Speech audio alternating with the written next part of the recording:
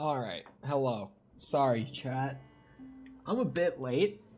Somehow, I got back from working on the game today, like, early, too. But I ended up spending that time, um, playing the new Call of Duty Zombies map, which came out, 2 hours ago with the update. So, if you don't know by now, that's, like, how I started my channel. Was COD Zombies, and that's what I did for a long time up until recently.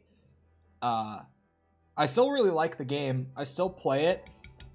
I just don't stream it, and I don't like participate in the community because it's gotten so it's so toxic to the point where like it makes me not want to engage with that group of people, you know? Like I'll still play the game and have fun just on my own, but I don't like hang around Zombies Twitter or Reddit anymore, and I don't stream it because obviously when I used to stream it, people would just come in all the time and be like, game bad, developers really dumb, really bad at their jobs. And I was like, okay, this just isn't fun anymore. Like, I just don't want to keep doing this. What new map? Fucking Vanguard.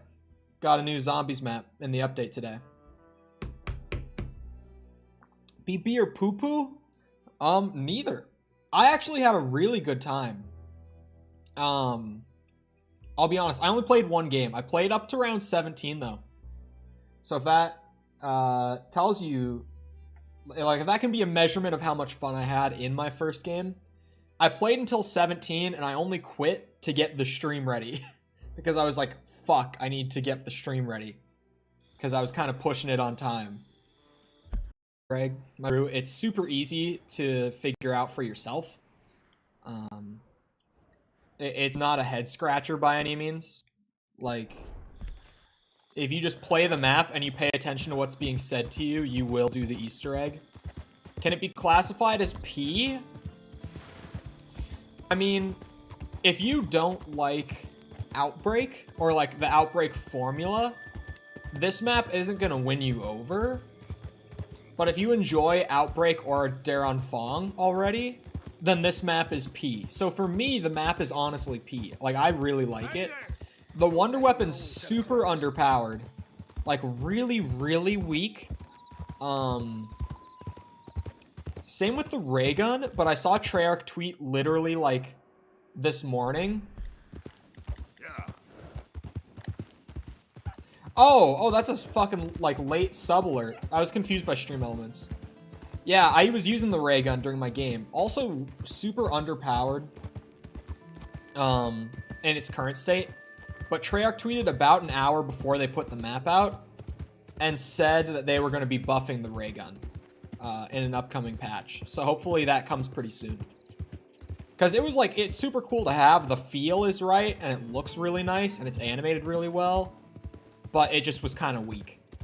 But yeah, like pretty much any game community bitches about the game. But I'm talking like I couldn't just play the game and have a good time for like 5 minutes before just some other random kid would come in and be like, man, this game is fucking terrible. Even when I was playing like the community favorite games like Black Ops 3 and stuff, it was still just constant kids coming in being like, man, the new game is so bad, isn't it? Like, Jesus. Okay, OBS. It's a little early for this. I'm aware that it is lagging. I'm very much aware that it's doing that. Hold up a second. To be fair to OBS, I will run a speed test again to make sure that it is OBS. Wait, I don't think it is. Hold on. My BattleNet is downloading an automated update right now. So it not be. Hold on. I'll pause that and still let the speed test play out. But that might have been it, actually. My fucking BattleNet was downloading a Warzone update. I haven't even played Warzone in so long.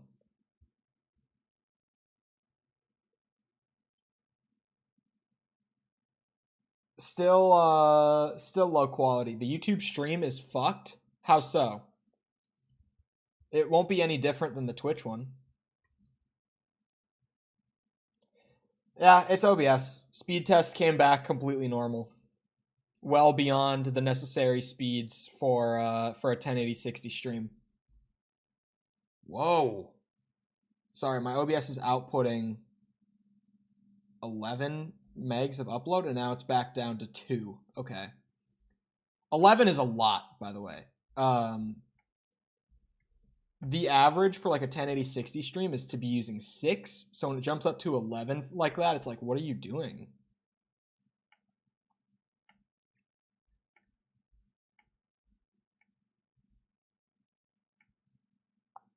We're at 9, going on 10. We're at 4, 6. It looks like it might be stabilizing, at least compared to what it was doing.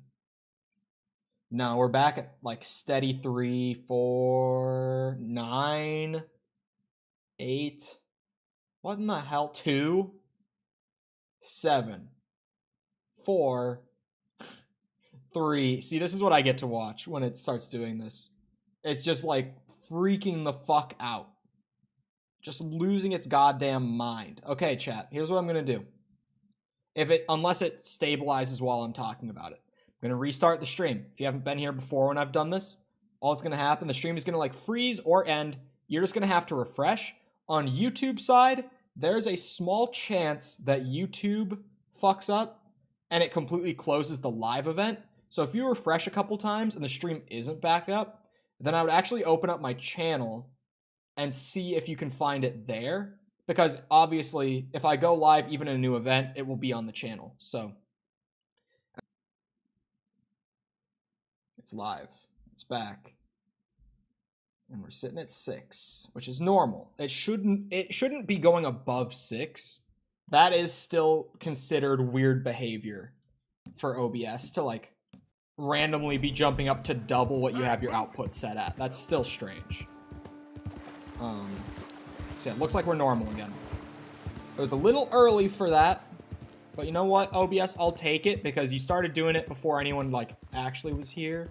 So if that's when you're going to do it today, and if that's going to be, you know, the one time for the one time, I'll accept it. I'll let it fly today. I'll be cool about it. So I didn't say it before, but real quick, just the first thing I'm going to do, like I said, it always takes a few minutes for people to kind of realize that the stream is up and get in here. At least like returning people, right? So, right off the bat, I'm going to start with the boring thing that I have to do today, which is farm up some more herbs for my herbalist challenge that we've been working on. Ingredients is where it would be, right? Yeah, so I need more current. I need 18 current total, like remaining, to finish the challenge. But my max capacity for herbs in this satchel is 15 for each. Like, I'm currently carrying 15 yarrow, and I can't farm anymore until I use some. So if I could just find a solid amount more of current while I'm up in this area, that would just be nice.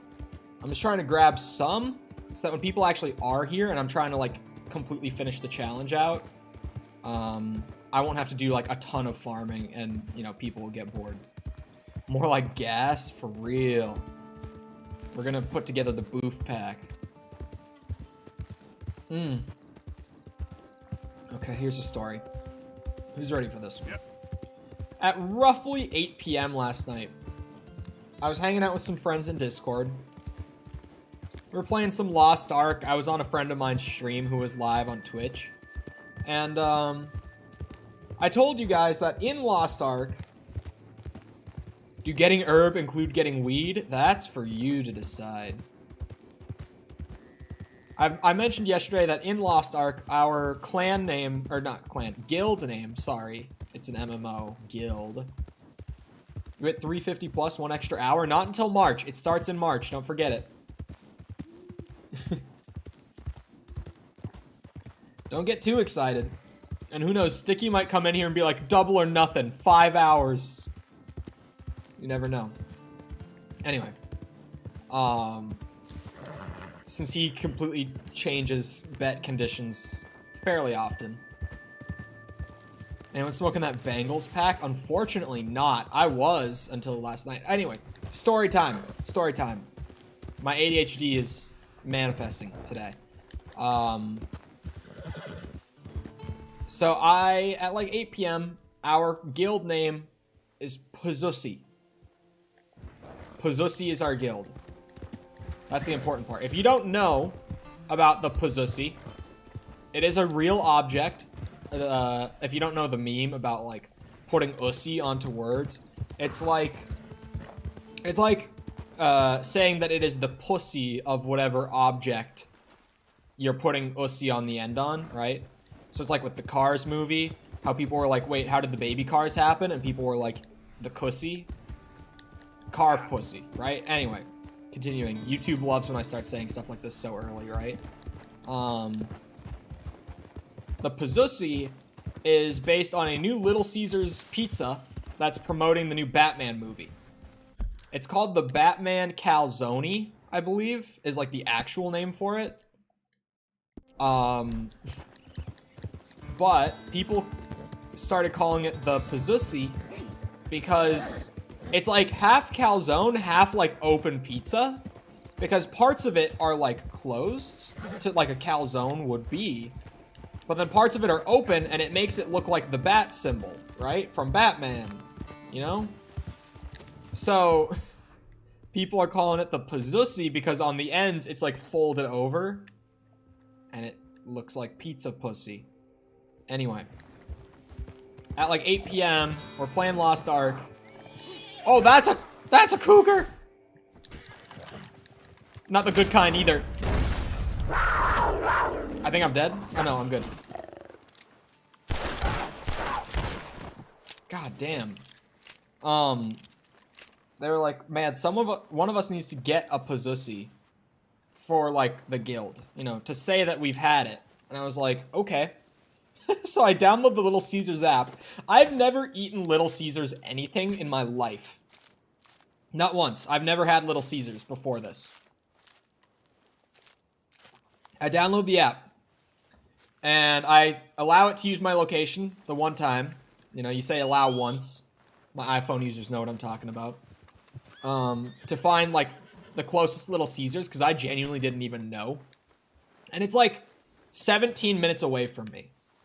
And I'm like, am I really about to get a Puzzusi and drive, like, 35 minutes, you know, there and back to go and pick up a Puzzusi? And then I was reminded in the back of my head that that my friend was streaming, and I'm like, yes, because content. So, am I in the right spot? It might have been further up. Hold on. I need to look this back up, because I'm not finding any current. Best place to farm current. Sorry. We'll return to the story shortly.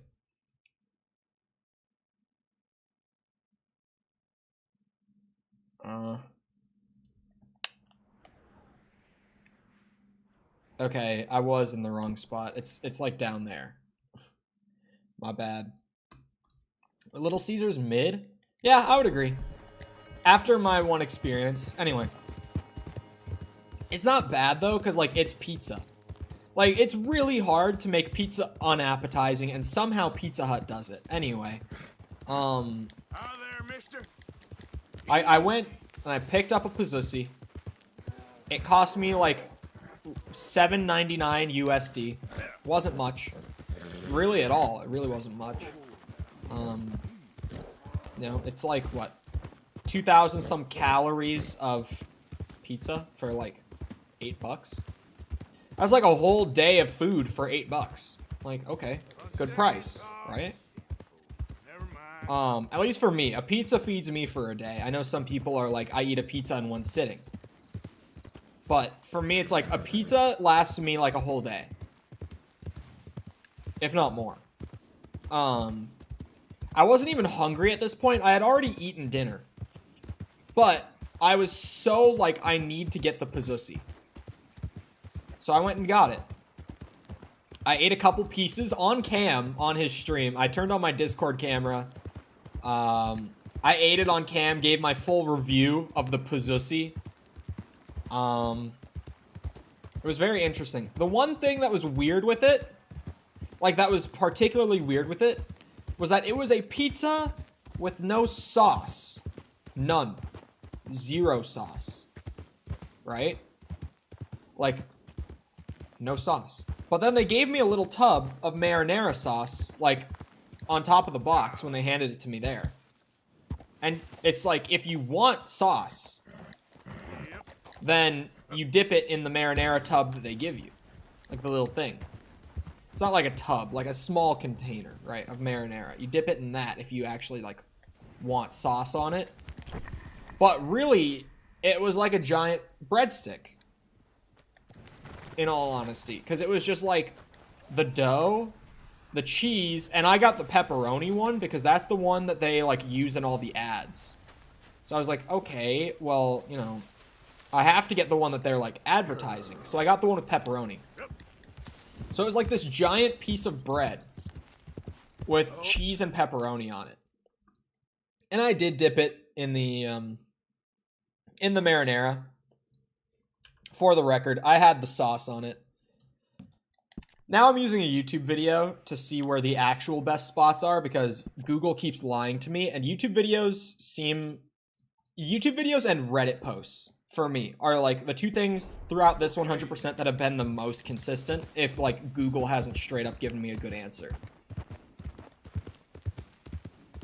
Anyway, I ate like 2 pieces of the pizzusi. I have pretty much the whole thing in my fridge still, because I really didn't eat much of it. And I ate Perkins this morning. We went to Perkins after we finished up our work. So I had a big old stack of pancakes and a small omelet for breakfast. I ate like a king at Perkins this morning. When I say small, I mean like I got a smaller omelet. I didn't get like a full one. I got, they do, at Perkins, it's great. Perkins has become like our breakfast spot for when we finish up work in the mornings now, since we're working in the mornings like so early. Or during breaks if we're just taking a break in the middle. But this morning we finished early, at least for what we were doing today. And we went and got Perkins. But Perkins, anyway, does this thing where, if you get like a meal, which the small omelet still was considered a meal, then you can add a side for 99 cents. Pretty solid deal, especially considering, get this. You toss that shit in the trash? What, the pizzusi? No, we're keeping that. Come on now. Oh wow, there's a gun in that building on my map. Sorry, you literally, like, I'm using this YouTube video, right? And you literally just, like, you pick a few here, and then you come over here and there's more. Like, look at that. This is an awesome spot. Why didn't Google instantly tell me about this? Huh? Where was this when I was like, where's the best place to get current easily? My messages, like, aren't going onto my actual dashboard today. Is that happening? Like, Mikkel, are you still here? Are you seeing those messages? Because they're just not, like, staying on my screen. I don't know what's happening. Like, it's pretty typical that it happens to a few messages here and there. But, like, you guys' messages just are consistently not staying on my dashboard. Like, I can't even read them because I didn't read them the whole way through instantly when they popped up. Straight up. Lurking? Okay. Well, do you see their, like, messages? Well, I guess he doesn't know that there are a bunch missing, does he? One of them from Cabot started with saying, like, with the Little Caesars Batman pizza. Is that in your chat or no? Because for me, it's not. I know that came through. I read the beginning of it. I can't see the rest of it now because I missed it right when it came up. Like, what is happening? There's a gun down here? Is it a knife? It looks like... Oh, what the fuck? Is this like a trench knife? Hell yeah. Old school Civil War knife. So, let's look at my collection of knives real quick, shall we? We have 4 different knives. We have the good old hunting knife, which I wish I could show a bit better, but there it is. Good old haunted knife. Good old antler knife. You know, pretty much the same thing. Slightly different. I saw it on screen. Yeah, that's what I'm saying. Like, they're coming through on screen, but I'm not seeing them, like, actually stick in chat. Civil War knife. Wide blade knife. Very nice. And, don't forget, the double bit hatchet. And also don't forget the broken pirate sword. Well, it's like YouTube's anti-bot stuff that I've talked about a lot. Where, like, it does the same. It's like why view count isn't always correct, right? Like, 3 of you are actively chatting right now. View count says 2, at least for me right now, as I'm saying it, right? It's that sort of thing that we've talked about plenty of times before. What is on my map? What predator is lurking? I think it's just a snake. Okay. There's a hat in the chest there. Hold up. I want the hat. But yeah, it's like their anti-botting stuff that like tries to decide what is an actual viewer and what's not. I think for some reason on YouTube, it also happens to messages as part of like their anti-spam. You know what I mean? So I think some messages for some reason get flagged as spam. The same way that like on YouTube videos, at least people who have like uploaded their own videos will probably know this. They will automatically flag some comments as spam and then ask you to approve them before they make them public on your video. So I'm assuming that sort of like, you know, flag for spam system is active in live chat and won't put messages through if it detects that they might be spam for whatever reason. I don't know. Yet I still get bots that just come in and like type random characters with a period in the middle and just hit send, and it works fine, consistently. So, who knows what that's about. Confederate soldiers under General Quincy Harris fact check time! Is that a real man in history? Let's see.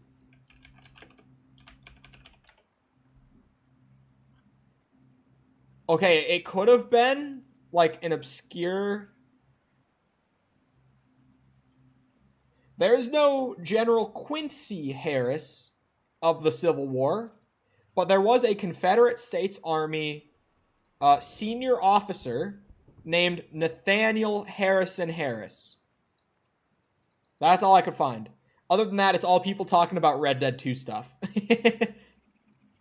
Anyway, I thought I saw more messages coming through. Go back to my dashboard. Nothing. I don't know what's happening today. It's being like super overactive. All survivors being executed and bodies burned. I am next. First Lieutenant Ronald Alger. I didn't see a hat in the chest, but there was a gold nugget. Oh, there's just a hat in the corner. Is it a Civil War hat? Oh, that's dope. Look at me, chat. Look at me go. Civil War hat. That's kind of dope. I like that. Do I get to keep this hat now? Is that going to go on Kevin because I picked it up? Or like into my chest or something? I hope so. Because that's awesome. Oh, there's more loot down here. What the hell? I love that I ran down here and thought it was just the gun and left before you told me that there was a hat in here. Like, I just came down here, grabbed the gun, and went... Or not even a gun, it was a knife. Sorry. But, you know, it shows the gun logo on the map. So that's what I came here for. I got it. I dipped. Pirate rum is an XP drink. Is brandy as well? The fine brandy? Or is that just, like... I think that is an XP drink, right? Oh, no. That's an actual drink. The aged pirate rum is XP. Keep it forever? Awesome. Because, like, Civil War hat is cool. But, you know, I don't want to fuck up this nice outfit we got.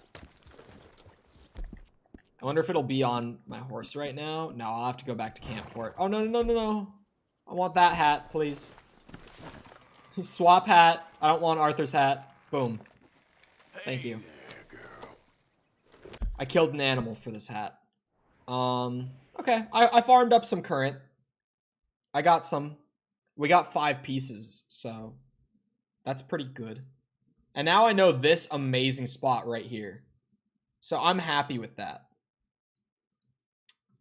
Now, I have a video linked here in my notes for getting a kill with a scoped rifle from 660 feet away. So, okay. Plan is we are going to the Heartlands up here on the Mount Tussie.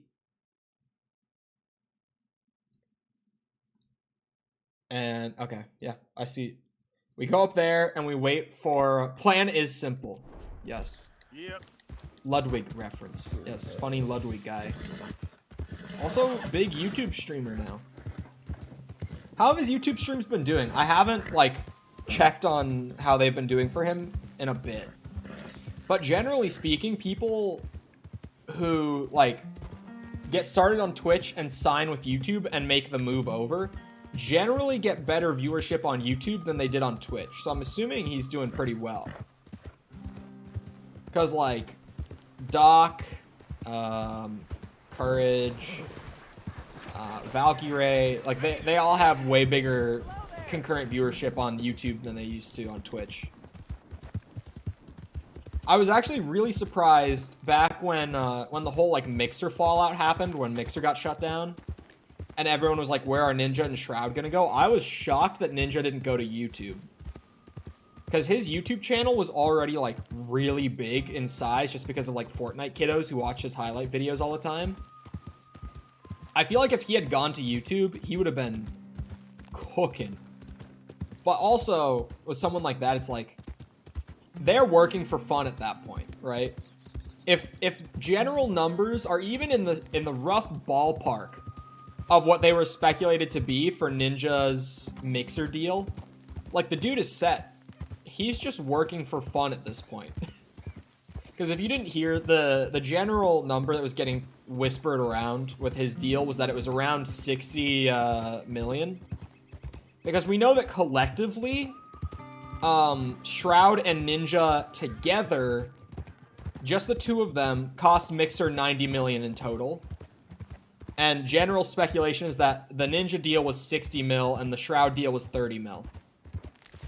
Yeah. But obviously that's, like, estimating off of just how much of that was for each of them. It could have been 45 each, but I doubt that. I doubt that they paid the same for Shroud that they did for Ninja, frankly.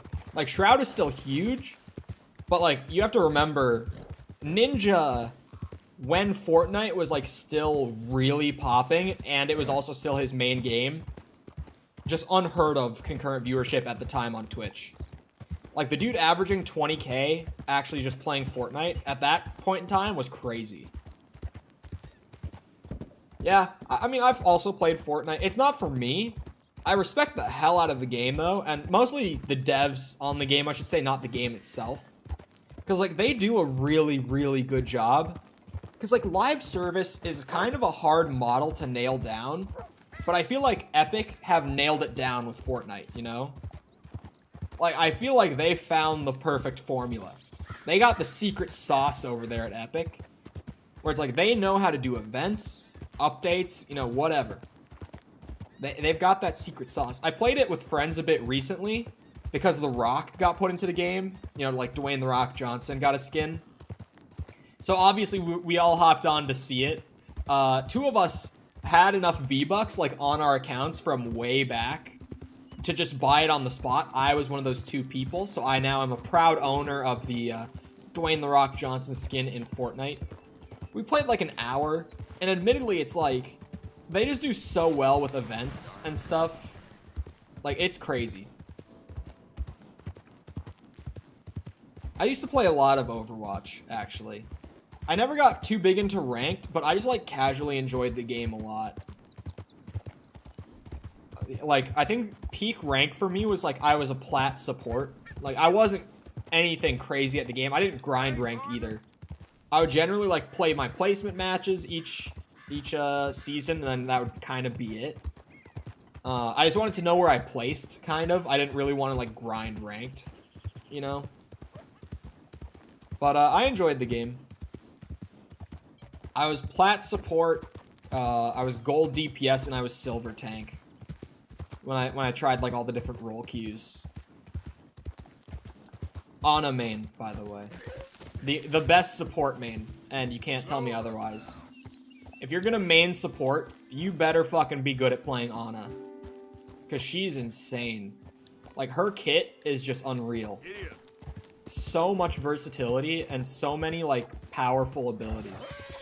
But only if you, like, can use them well, right? Like, you have to know when to use them and how to use them kind of together to get all that value out of them. Like, she's insane, but she has to be used by, like, someone who actually knows how to play her.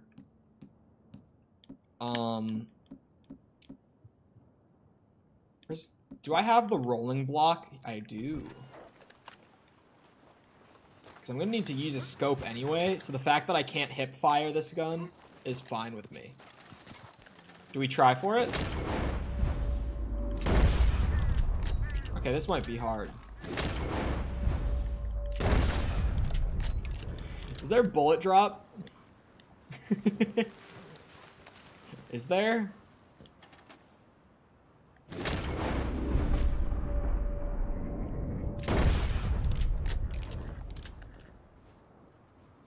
May? May is also, like... I wouldn't say that she's one of those characters that's, like, unreal kit. But she's, like, if someone is good at playing May, it's gonna annoy the shit out of me for the entire game. Hold your breath.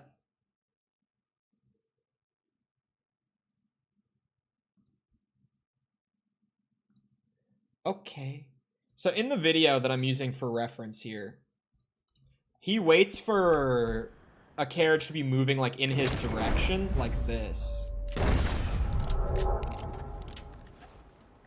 Sorry.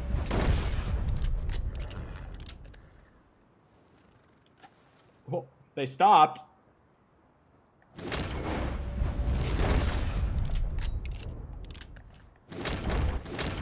I just got red reticle. Can I can't deadeye them. Oh my god, they are very aware. I did it! Minus rep. My bad. Yeah, that's the... Well, okay. There's like a long range scope, and I have a medium range scope. I just fell onto Kevin, and it like immediately mounted me onto her. I didn't press like the mount horse button or anything. That's such a small detail and such a situational thing for them to have in. Sorry, I've just... Oh, that's so easy. That one is just like, next time I get into a gunfight, I can just do that. Like, I just have to pay attention and aim my shots, and I'm fine. Streamer actually has to try. I know, right? Like, I have to actually aim on a fucking thumbstick. That's not good.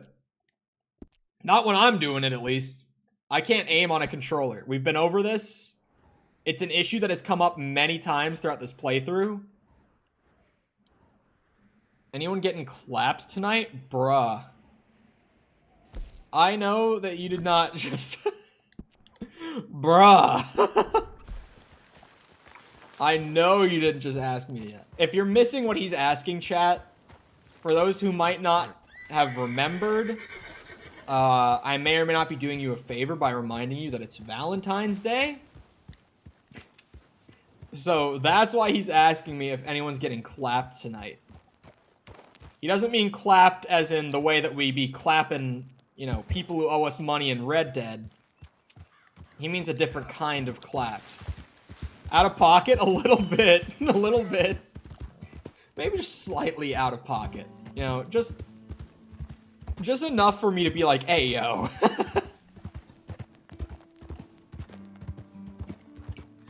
Slightly out of pocket. Hold on, I need to give Kevin a carrot or some shit. Yeah, that's my girl. Here you go, Kevin. I'm gonna do a story mission. I might just go do story missions until I get into like a big shootout so I can do the headshot challenge. Honestly. I'm just doing this one because it's close. I don't want to like ride across the entire map to one of the other ones by Saint Denis. Oh, I can get my fortune and a rep boost from this, because God knows I need the rep boost at this point. All these challenges have just tanked the honor for me.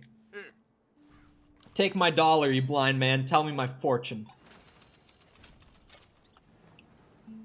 I didn't notice we hit 11,000. Awaits you, sir. Sadly, sooner than you think. But beyond the news, paradise awaits. Paradise. Paradise. Paradise. Okay. I ain't too sure what to make of that. Why do you say that? Do I need to kill a cougar for something? Or are you just saying, like, so that they don't get the jump on me? Because I thought there were only, like, there were only 2 spots in the game that I, like, knew that they spawned at previously. But today I got jumped with one, like, or jumped by one completely out of the blue. Like, I did not see that coming. Oh, hello. Oh, it's this guy! Okay, yeah. I know what's happening here.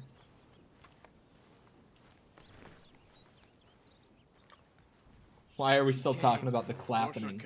Why did we name it the clappening? His name is Danbury. There's the files in the office above the refinery room. It's that window with the blind drawn up. I see it. If the files are as incriminating as we believe, Mr. Cornwall's men will destroy them if they know you're coming. There's only one of me, son. I don't intend for them to know I'm coming. What will the files say? There'll be a report from Leyland Oil Development Company. And you got the money? Yes? Yeah, okay. Any ideas how I sneak into this place? You could crawl under the fence or hide in a wagon. They keep rolling in. I'll go take a look. If there's a problem, call for me. I thought the whole point was that this had nothing to do with you. Ideally. Ideally. Quick. This is my bolt action. You Why? can climb into the back of that wagon. Otherwise, you'll have to sneak past me. If I end up getting spotted, I will want my repeater. I shouldn't need it, Quick before someone spots us. but it could help, just in case. Get me in there. There we go. I was like, is this not the wagon? Oh, I'm sneaky. They'll never know. Cinematic camera. As I'm getting my 100%, what percent are you at? I'm assuming somewhere in the 90s, if you're saying as I'm getting it done.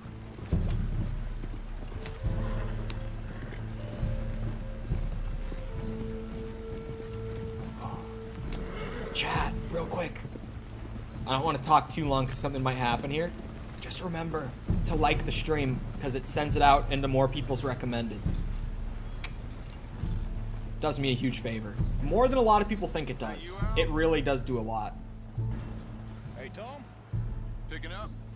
Yep. Supposed to meet the early train. There's nothing in the back, big guy. Don't even look. Better get a move on then.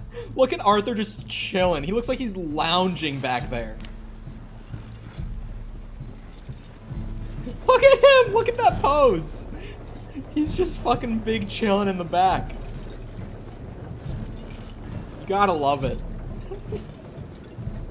I love Arthur Morgan. Never change, Arthur. Never change. All right. I'm gonna start loading up. Time to go. Arthur, time to go. Quietly. Okay, we can turn off cinematic camera. I would like to actually have full control here. Am I going in down here or up top? I should probably go in up top, right? Because the office was on the 2nd floor. Oh, okay. The chapter 4 turning point as in, like, end of chapter 4 or end of chapter 3? Because we're in the very beginning of chapter 4 right now. I guess not the very beginning. We've been in chapter 4 a few days now. Don't mind me, big guy. Oh, shit. Someone's gonna have to get knocked the fuck out here, I think. Oh. He got up. He stood up. He stood up. I see it on the map. He's moving. Mid-chapter 4. Okay. Just gonna sneak on through. Don't mind me. There's definitely not a gunslinging cowboy crawling around your factory.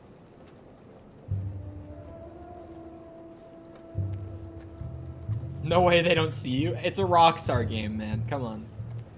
Like, they're always so good in terms of just, like, the amount of things you can do and the story and all that, right? But the stealth systems have never exactly been, you know, the strong points of a Rockstar game.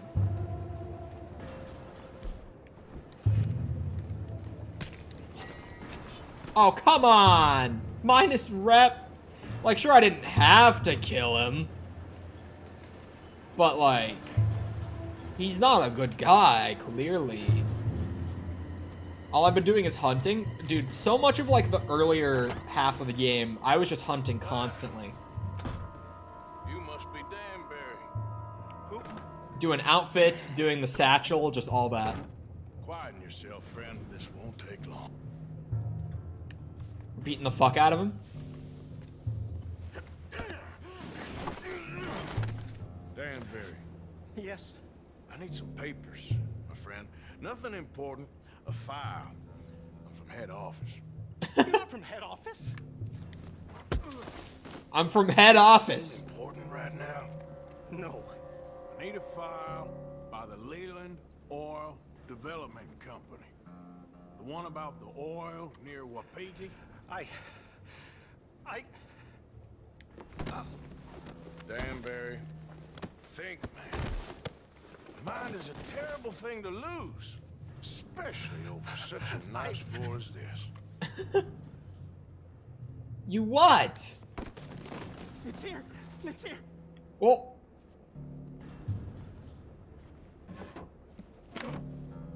Oh. That's it right there, huh? You done good, Danbury. Real good. They'll give you a promotion for this. No, Danbury. Danbury? Danbury, you okay? Tell the guard you're fine. Yes. All's fine. Now stay quiet, He's just squeezing one out. or head office will send me back to get you. Escape through the window. Let's go. Just head on out. Easy. Hey, hold it Clap. right there. Weapons on the ground and hands in the air. Easy now, fellas. Now, we won't tell you again. Time to draw. Holy shit!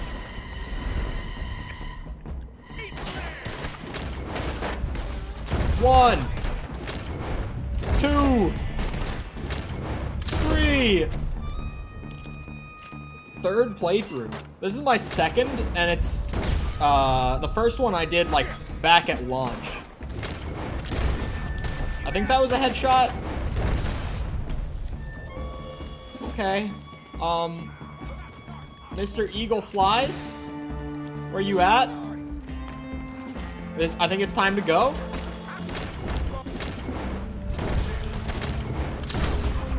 How have I not hit 7 in a row? Oh, I just did. Okay, I was like, how am I not there yet?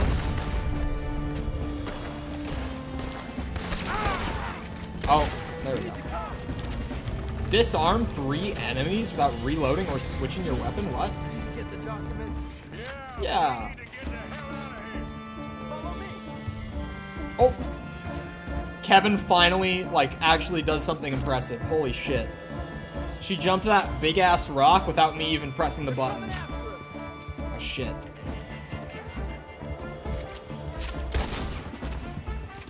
You know, Eagle Flies, I respect the bow and the culture, right? But you might want to try a repeater sometime. They're really nice. I need some steak or something. What do I got? Beef. Keep going. think we're good. I think we made it. I'm gonna be honest with you. That explosion came just in time. I was happy to watch some of that oil burn. So you met Mr. Danbury? Yes, sir. Yes, don't worry. He was very obliging. He was very Thought you agreeable. wasn't getting involved. Thought you were gonna enter and leave silently. Thank you. You saved my life. Thank you. I hope. Well, I don't know what I hope. But who knows? Maybe these will be of some use. Here's your money. But hello, Sticky. How's it going? I never welcomed you. you when you said you what.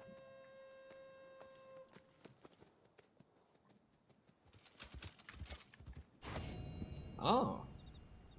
I got a 137 take there. Gang still took some of the money from that, of course. You know, as is protocol. But I'll take 137 for beating up a broke ass and shooting his boys a bit.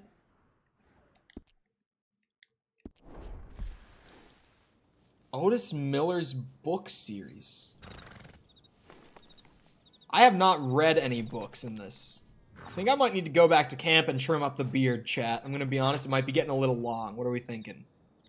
Who saw it in the cutscene there is the thing. That was kind of when I was like, oh man, that shit's getting long. Do we head back and trim up the beard real quick? Maybe, possibly.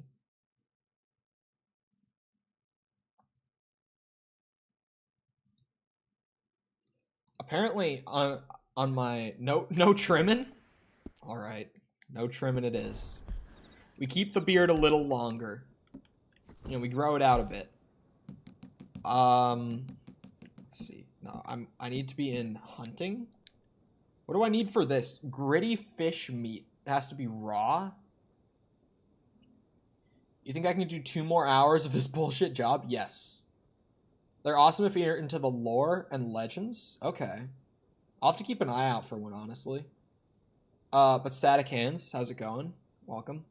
Does anyone know what kind of fish I could catch to get gritty fish meat? And possibly where to also get one of those fish?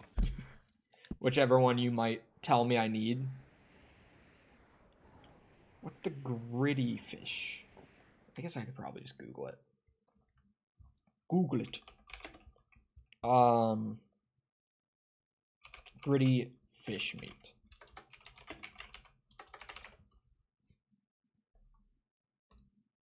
I don't think Arthur needs another haircut yet. I mean, we could get one if we really wanted one. Bluegill, catfish, and gar are like the gritty fish meat. Where can I catch a bluegill? I mean, I remember one spot that I went, but I'm just trying to see like where's kind of the ideal spot. And it's pretty much in the same area. Apparently, right off this coast where I got the legendary one. Yeah, that's what I'm seeing too.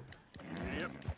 So I need to catch a bluegill. You have to craft a minimum of 1 potent predator bait in order to get the 100%. It's one of the few crafting recipes you actually just have to make for 100%, like without, you know, any sort of challenge or something attached to it. You just actually need to make one. So I might as well do that, especially if I have like half of the recipe already put together. I literally just need to go and catch a fish, right? So I'm kind of fine with getting that done. Lemoyne, that's where I'm going. Easy clap. I know there was that little pond that I was fishing at with Javier, but like it's probably only adding like 20 seconds to the horse ride to go to the legendary spot, so I might as well. It really won't make a difference, but am I worried about a 20-second loss? Not really, no. Hey, mister. 20 more seconds of Red Dead is a good 20 seconds, right? Even just riding your horse around in this game. There's something about just the game's feel and just the way that it kind of pulls me in that I just fucking love. Also, YouTube chatters, have you guys noticed the view count losing its fucking shit over like the last 10 minutes or so? It's like if one of you guys sends a chat message, it'll like go back up and kind of fix itself. But then like a few seconds later, it'll drop back down to 0 and just sit there. It's just been going between like 5 and 0 for the last like few minutes randomly. It's been losing its goddamn mind. It's been sitting at 0 quite a bit actually. Now we're seeing 1. I wish that that one of these live platforms could actually like find out a way to implement like that sort of anti-view botting like stuff to determine what's a real viewer and what's not, but without actually fucking up their view count. Because so far from what I've seen, I don't know if Facebook does a good job with it or not. I've never streamed on Facebook. But like between Twitch and YouTube, who both have like anti-view botting stuff, I've had like a lot of occasions where I have like more people in chat than it says that I do on my view count. And obviously along with that, it's like there is never any point in time where the people who are chatting are like the only people in the stream, right? Unless you're like brand new to it and you have just like your friends or just mutuals or whatever in your chat. Like, that's just not a thing that happens, right? There's always people who are, like, lurking or just don't really like to chat or whatever. So, Twitch and YouTube just do a really poor job with, like, their anti-view botting stuff, in my experience. Because they kind of... It helps with, like, you know, keeping viewbot stuff down, but for smaller people, it can really hurt them. And from what I remember back when I used to be on Mixer... they just didn't even have, like, an anti-viewbot thing. Viewbotting was actually a big problem on Mixer back when I was on it. Because they had, like, no way to detect it at the time. Fuck's wrong with you? Get that shit out of here.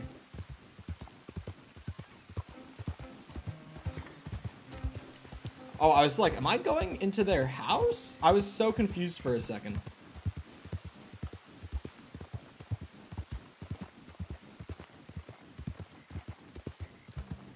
I don't think it's had me go this way before. 356 Pog U? For real. Yeah, no. You guys might have maybe won the bet.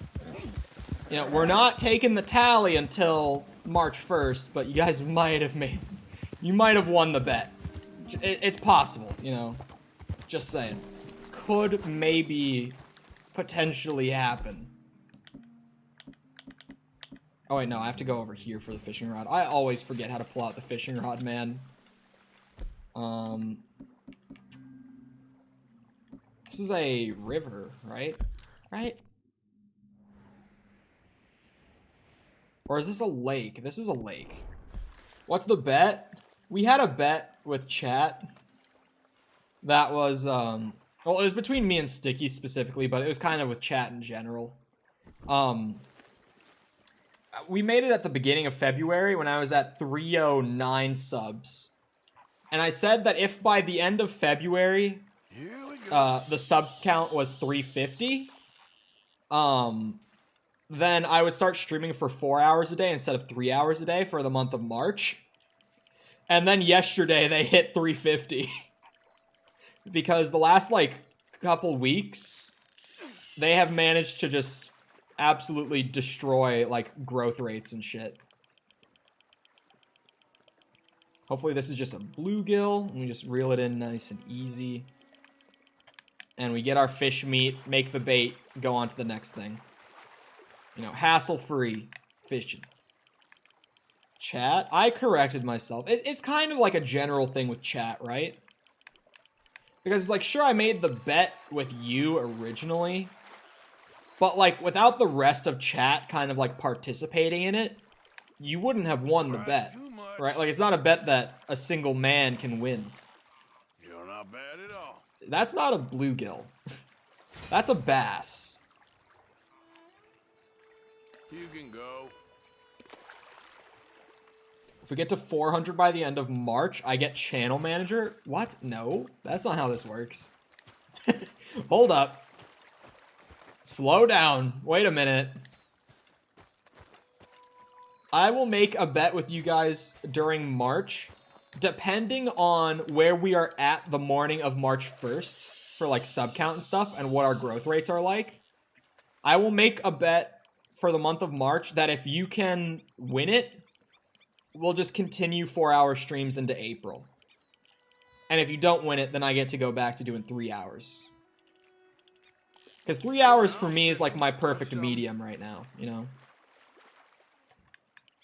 Especially with like working on the game, which has been pretty time consuming to start doing on top of like 3-hour streams every day of the week.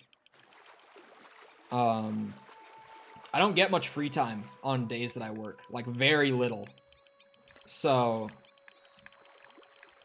if I can go back to just this again, that would be nice.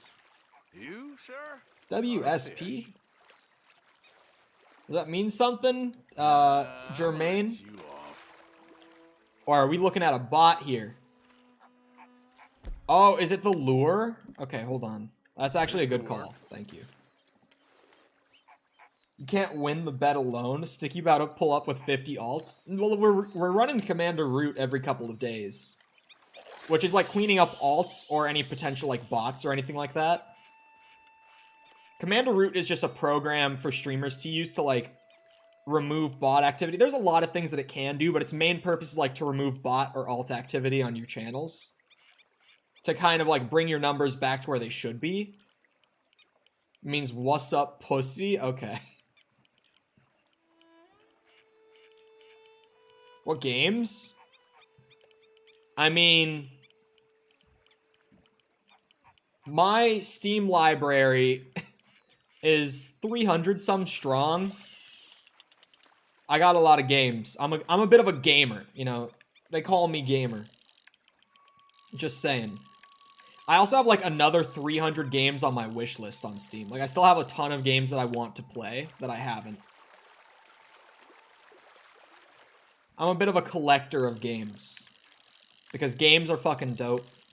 And I like playing a bunch of different games to like, you know, kind of get all the experiences that I want to out of the industry and shit, you know? Also, it's really cool to like play a ton of shit and oh, he took my cheese. And then like have all the comparisons to make between all the games, right? I really enjoy collecting games. Let's see if anything MX Bikes? What is MX Bikes? I haven't even heard of that one.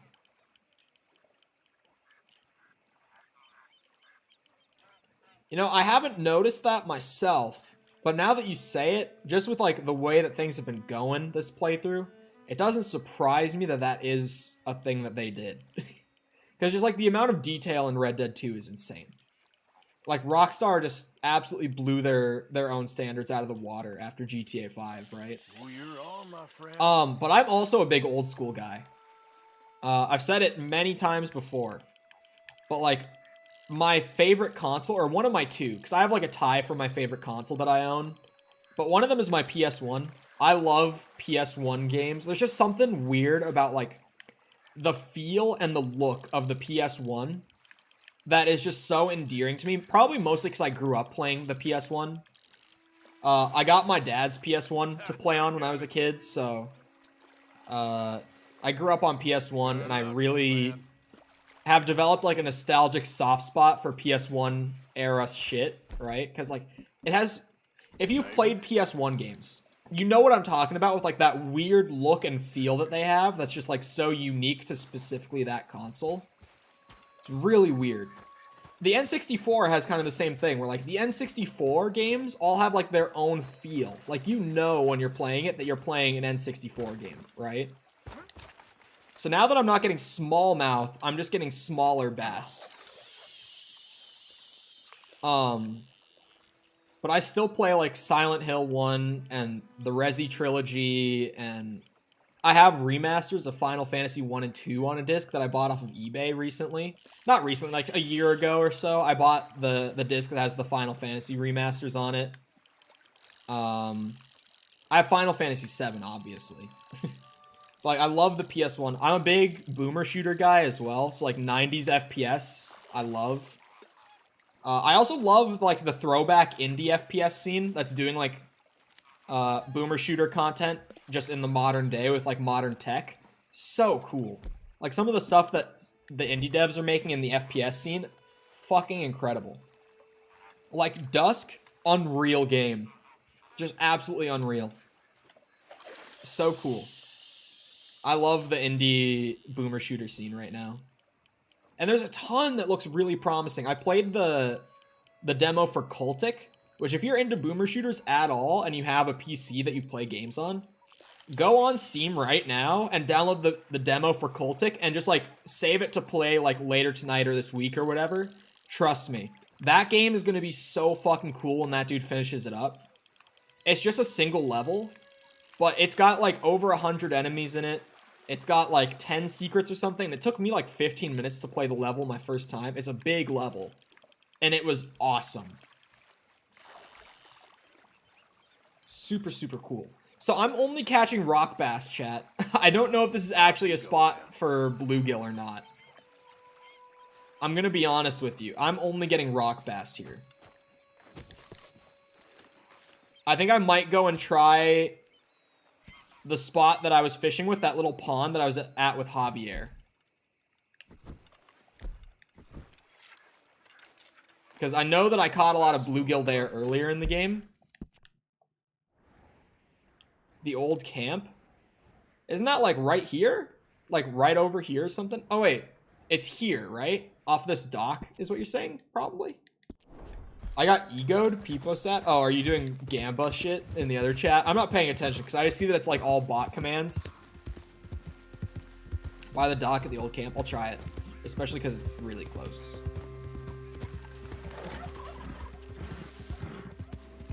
Yeah, I'm not finding bluegill over there. Google said that that was a great spot to get bluegills, but... Oh, and YouTube, sorry, I read it, but I didn't read it out loud because I was on other tangents. Sometimes that happens, chat. I'm not always intentionally ignoring messages. Sometimes I do intentionally ignore messages. It's hard to tell. But a lot of the time, especially if you're a regular and you know what I do and don't ignore, most of the time I just forget to go back to your message because I was talking about something else. Exo Zombies hit different. I'm gonna be honest. Okay, so this is for COD Zombies. Not gonna get into a whole discussion if you also are like a COD Zombies fan yourself. But just real quick, the new Vanguard map came out today. The first DLC Zombies map for Vanguard came out today. I played it before stream because I had some extra time this morning. Shit was not bad, like at all. It was actually kind of good. I won't lie. Like, Duran Fong, I personally have fun playing it, but I'm not going to sit here and try to be like, it's a good map. Right? Like, I'm not going to sit here and be like, objectively, it's good. But the new map was, like, good. Like, hard for me to say that it's a bad map. I had fun, and, like, the design was really good. Actually has an Easter egg, so that's an improvement compared to Duran Fong. Also, really interesting... I don't think Duran Fong is going to have an Easter egg. Well, look at you. Because, not to spoil it, but like things that happened in this Easter egg and with the story in this map is kind of like, you know, referencing things that we weren't able to do in Stalingrad, but that we're now able to do with like new shit that we found within the earlier steps of the egg. Interesting. You'll have to play it to know what I'm talking about. But I think that Duran Fong was like intended to be a map with no Easter egg from the beginning, weirdly. When did you hit 350? We hit 350 yesterday, during the stream. Kind of pog. But, like, also kind of not pog, because it does mean that I have to add 30 hours to my workload next month, but, like, you know, we take it. It's a win for chat, and a win for chat is a win for me, too. In a way, it's a win and a lose for me, right? The EMZ. Yes, I also love the EMZ zombie in X. That's a pickerel. Fuck me. Ah, gotcha. So it looks like there's just a ton of different fish that I can at least see like swimming around under the water. Like, those look like bluegill right there, right in front of me. What is wrong with me? Bake the thing, you fool. I love Rockstar making fun of the player for forgetting, like, through artwork. Okay. Oh, yeah. We found the big birds. Oh, man. Right now, I'm trying to catch a bluegill because I need the meat from, like, well, there's a few different fish that you can get the meat from, but a bluegill is just easy, and it's one of the many. There's a specific piece of bait that you need to craft for 100%. Not, like, for a challenge, but just you need to have, at some point in the game, crafted a few different items that you get from, like, pamphlets. Like, a few different recipes that you get from pamphlets are just required to craft for 100%, even though they're not in a challenge or anything. So, right now I'm just trying to get the last thing I need, which is this bluegill meat, so that I can just craft it and kind of be on my way with other things. You can use Deadeye when fishing to find where the bluegills are. Well, I can see them right here. Like, there are bluegills right here. So I'm just trying to, like, short cast right to them. But the fucking pickerel keep biting it instead of them. Am I not supposed to use cheese? Am I supposed to use, like, the bread or something? Anyone know? What's the best bait for bluegill? Let's try something new. Will Hunter's Instinct work too? Yeah, because, like, look at that. Those are bluegill. That one right there and that one right there, those are both bluegill. Worms? I don't have worms. Not currently, at least. I haven't bought any worms. Out of, like, bread and, cheese and cricket. And whatever the fourth one. Oh, I think I have a bluegill on the line here, actually. We might just be... Yeah, I definitely... Never mind. Cheese worked. Are you going to hunt all animals in Auma? I'm going to keep this stack with you. I don't know what you're talking about. Because like I said, the first time I played the game was 2018. Haven't played it since until this playthrough. So I'm honestly not 100% sure what you're asking. Also, by the way, even though I played the game, I'm just saying this generally because as a reminder for like newer people or a reminder for people who have been here already. We're doing no spoilers on this playthrough just because a lot of the shit I haven't remembered, so a lot of this has been like fresh for me in a weird way, even though I've played the game before, but also, you know, not everyone in chat has played the game themselves. So that's just why we're doing no spoilers for like the story and everything, right? Okay. So now should I do the hunting challenge for like using bait to kill? Hold on, let me just pull it up on the in-game menu. I have it on my notes, but I'll pull it up so that we can all see. Because my explanations are always terrible. But Bully McGuire, welcome back. This one. Predator and herbivore lured and killed. So I have to use a bait to kill a predator. Like I have to lure it to the bait and then kill it. And then right after that, I have to use a bait to lure a herbivore and kill it. Should I do that right now since I just made potent predator bait? And that's like on my list to do for this challenge set. It might kind of be like a good time to get that done. But I don't know where I would go to do that. Like what's a good spot to do that?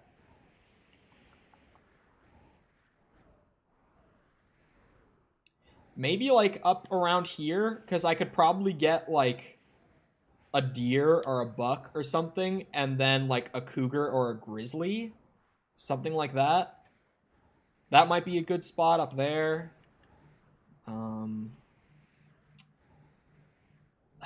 Would it spawn like wolves or coyotes for the predator bait by chance? Because Rig Station wouldn't be terrible if that would happen. On gators? Will gators be attracted to bait?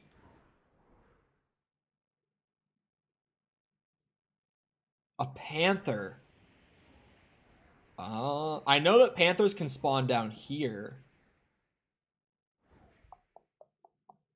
Is there like a timer on it between the two, or is it just like I have to use a bait to kill a predator, and then like the next thing that I kill has to be a herbivore lured by the bait, if that makes sense? Or is there like a sort of hidden timer on it as well, so I kind of have to like do both in a spot? Because that's kind of what I feel like it might be. Like some sort of like hidden timer shit. Maybe up here? I know that like black bears and cougars can spawn up here along with just like a ton of deer, so that might be a good spot, but that's like pretty much the same as doing it over here. And also I just know this area way more because I've farmed animals up there way more. Any predators in this area? Black bear. Wolves, I think that is. I think that's supposed to be wolves. Bunch of deer and buck and all that. Hold on. This is Master Hunter 7. Let's consult the internet. Is there a Reddit thread? There is. Okay, let's see what Reddit says. You don't have to immediately kill one after the other as long as you don't fire your weapons. There's about 10 minutes between the predator and the herbivore kill. So there is like a timer, but it's pretty generous. Northwest of Strawberry is a good place for most hunting challenges. Northwest of Strawberry around the Trapper area. The train tracks north of Ansburg.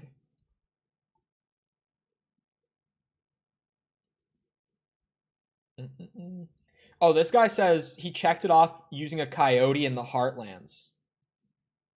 He did a deer and a coyote in the Heartlands. That's easier, but like going up here and doing it with like a cougar or a bear and then like a deer or a buck, that might be the play. I think that sounds pretty good. Especially because multiple Redditors are like, that's the spot. And as we've discussed here before, the people on Reddit who are like trying to answer those types of questions for newer players are the people that know the answers to these questions. The people who are just like, you know, chilling out on the Red Dead Redemption 2 Reddit thread on a daily basis. Those are the people who are going to know. So I think this is the way. So I'll probably want like a Springfield. I have like the bait or like the scent cover. I do. What's the difference? I have two types. I have closed and opened. Okay, so I have normal herbivore bait, which I'm sure is just going to lure like deer and stuff, but the potent will attract pristine predators, which I'm assuming is going to be like the higher tier stuff, like maybe a grizzly or something. You know what I mean? I'll definitely use the potent predator bait just to make this easy on me. But honestly, the worst part might just be like kind of chilling and waiting for something to get lured to it. Shouldn't be too bad. I also have plenty of bait and like scent covers and stuff, so if I somehow fuck it up, I should be fine. I'll have more than one shot at it, is what I'm saying, if I somehow mess it up. Oh. Hey there, mister. I'm not gonna steal the wagon, I'm not gonna steal it. The game always assumes that I want to steal it when I start talking to people. It like pulls me down to a crawl next to them, it's like, oh, you want his wagon? No. Oh no! I went to turn up my AC, but somehow it's not connected to the... Maybe my app is bugged. Somehow my thermostat got disconnected from the internet. It is! It's actually disconnected. Hold on, chat. I have to just go out into the hallway real quick and turn my AC up, because it's running the heat right now, but since it's later in the day, it's getting warmer out, so I don't need the heat anymore. I actually need AC. So I'll be back in like 20 seconds. It won't even be that long, probably.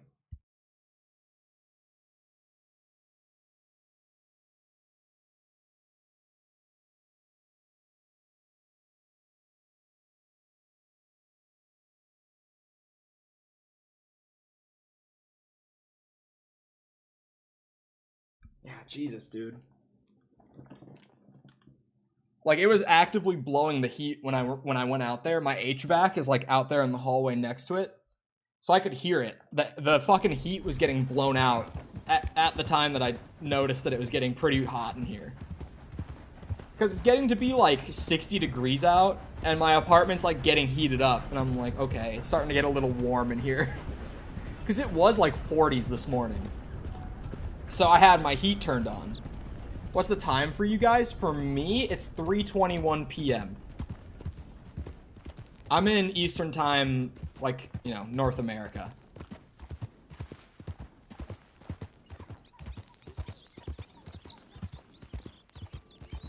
But yeah, Sticky is here. He's chilling. Buddy? Hopefully this challenge isn't too bad. It has the potential to be, like, painful for no reason. You know what I mean? England, not British. I appreciate the clarification. Plant your bait and stand on the biggest rock you can find. Okay.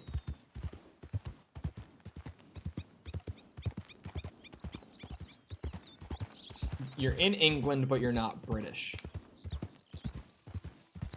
Interesting. Interesting. Why would you want to be in England if you're not British? I'm joking. I'm joking. It's a joke. So wait. It's 8 p.m. Never mind. Nice. I'm curious. I haven't been to England. But I've heard from people that I know who have been to England that the food kind of sucks. Like, apparently, not like it's terrible, but apparently the food there is, like, generally just kind of bland. Is that true? Is the food just, like, boring in the UK? Because I haven't heard that, like, it's terrible, right? Like, it's actively bad food, but apparently it's just, like, boring. The food sucks. I have heard, though, that the sausages are, like, really good in the UK. Apparently. I don't know why that would be, though. Like, why would the UK in specific be the place for good sausage, you know? Happy Valentine's Day, thanks. Oh yeah, chat. Today, I should have mentioned this earlier. I said it yesterday when I was live, but like when I was talking about how my day was going to be today. Today, I got up at 5 a.m., worked out, showered, got ready to go work on the game, went and worked on the game. Thankfully, had some time to come back and like chill for about an hour and a half before stream. But now I'm streaming, right? And then after this, it's Valentine's Day. So I'm not going to like just have free time to myself. I'm going to have to like be out all night. And with a girl. Like, yuck. Who the fuck wants to do that? I want to be gaming. Am I right? Oh, my AC just came on. I heard it.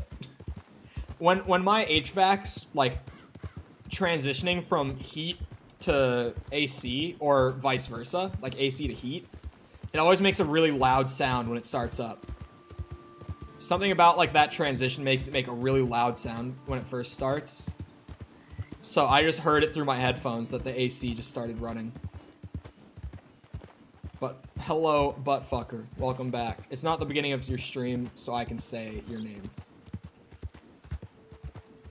UK doesn't make own food? Really? I didn't know that they leached off of Mexican food much. No woman needed? Exactly, bro. Like, if that's me every other day of the year, then why on a holiday would I want to change it up? You know what I mean? Like, clearly, I've found my groove, my thing. Like, why would I want to change that? Just what is your problem? What do you think you're doing? Rejoice one, rejoice all. Oh, it's this guy. He's preaching again. For we are saved. What about Arthur? Is he Or saved? I am saved, and you will be too. Hmm. If only you dedicate your life to service like me. Really? Join me in paradise. right here, right now. This can be paradise. In fact, it is. Do you think? That's actually, like, now I'm curious. Hello, mister. Hello. Do you think that they would do discounts on Valentine's Ready Day? for salvation? Remember, it's follow me, and together we will find paradise and eternity. Well, I think maybe I'm looking for a different salvation than that. Well, beggars can't be choosers. No, but I'll try my luck elsewhere, if you know what I mean.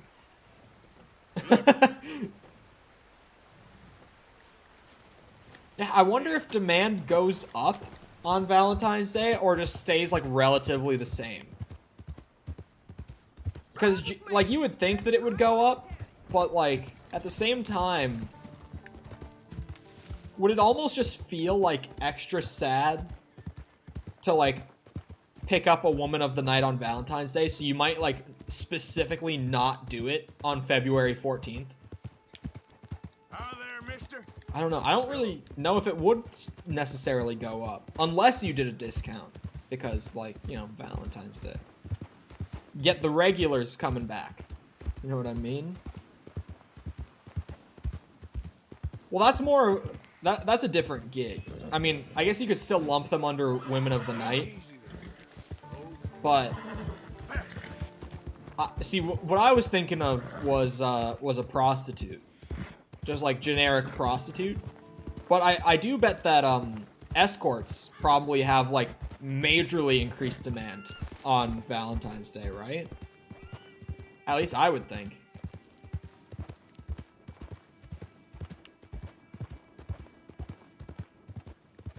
I don't know. But I'll bet you that Tinder's going wild today.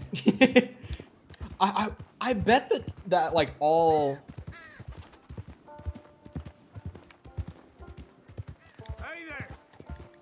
Oh, like YouTube won't put it through. I see what you mean.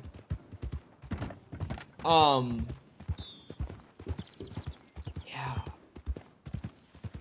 I'll bet that like prostitute demand probably stays about the same, but I would bet that escort demand goes up. What is Kevin doing? I have one hand not on the controller that whole time. What? Did he just come back to this conversation? We're pondering if Women of the Night offer discounts on Valentine's Day, or like if demand might go up or down or whatever. It does go through? Oh, okay. I don't know. Well, YouTube chat is weird with what it puts through and what it doesn't, because it's kind of inconsistent with like what it considers spam and what it's just like, yeah, that's fine. Oh no. There's a cougar that is already very much aware of my presence. Stay back, you bitch. No, no, no. Ah, what the fuck? I've never seen one do that. I've actually never seen one do that. My name. Where's my hat? There it is. It's long. I've been meaning to change it for a while, but, back when I was only on Twitch, I couldn't get any of the... Well, there were two, like, new users that I wanted to get, but they were both taken by, like, just a placeholder account, and they were trying to sell the ats. So I reached out to Twitch because they were, like, really inactive accounts, right? Oh, okay. Anyway, I might as well continue now. I was trying to reach out to Twitch support because, like, I was wondering if I could get those usernames freed up, since they're just, like, bot accounts that have been inactive for a long time. But, apparently they're like, no, there's nothing we can do about it until the next time that we clear users and everything, so... I just got stuck with my username as it was, unfortunately. Potent predator bait. Hello? There we go.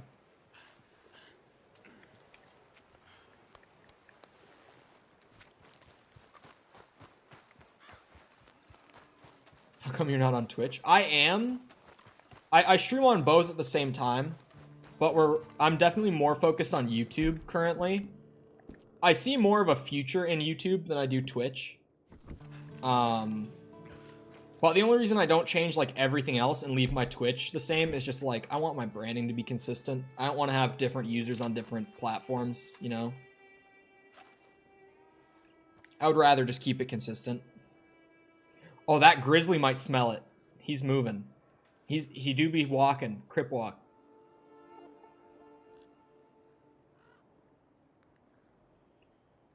What's that? That's a black bear. Oh no, that's a boar. Is a boar a predator? Is he going to it? When can you turn Super Chat on? When I become a part of the partner program. Is that where I put the bait? Is he eating the bait, chat? I don't know. I thought I put it more like down there. I don't think that boar was munching on the bait. That bear also just like wandered off somewhere and I don't know where. Yes. It's 1,000 subs and 4,000 hours watched in the last 12 months for partner program. Well, to apply for partner program. There are other ways to get monetized before that. Like, my channel's monetized, but it's not partnered. There's a difference between the two. Oh, damn, that boar eating the cougar.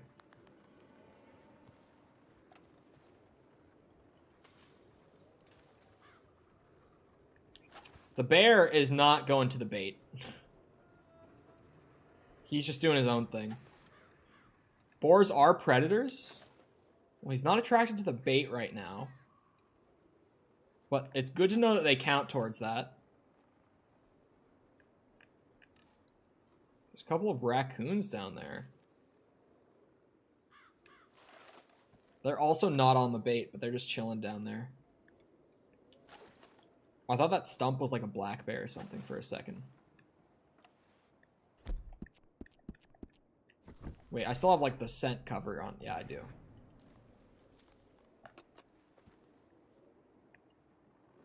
A napkin? Bruh. I've never been with a woman of the night. I have no experience with them.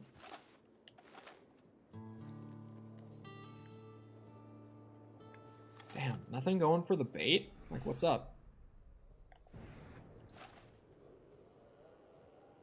Should I try maybe being further from the road?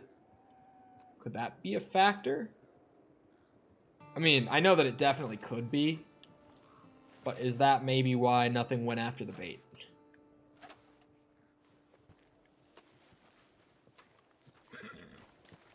Like, maybe if we try over here. I'll put it right next to the stump so that's easier for me to remember where it is. Try just a normal predator bait. Come on, game. Let me use it. What are you hunting? We have a challenge for killing a predator that is lured by a bait, and then consecutively after that killing a herbivore that is also lured by a bait. So I'm trying to bait in literally anything that will count to do this. Does this game have grenades? Unfortunately not. No grenades.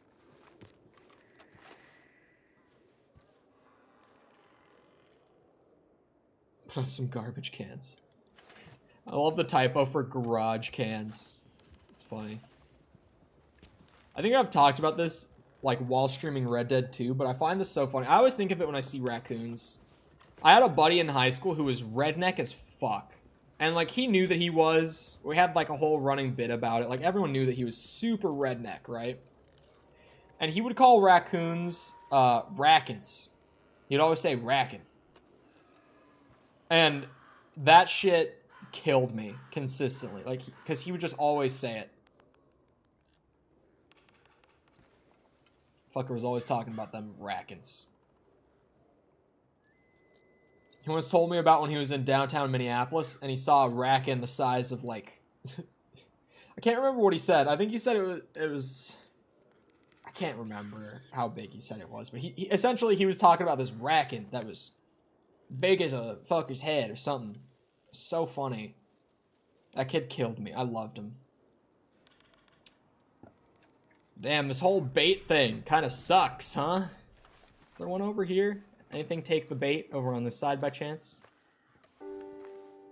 While I was away. Should probably reapply my scent cover, huh? Wait, no. Nice lantern, Arthur. True, true.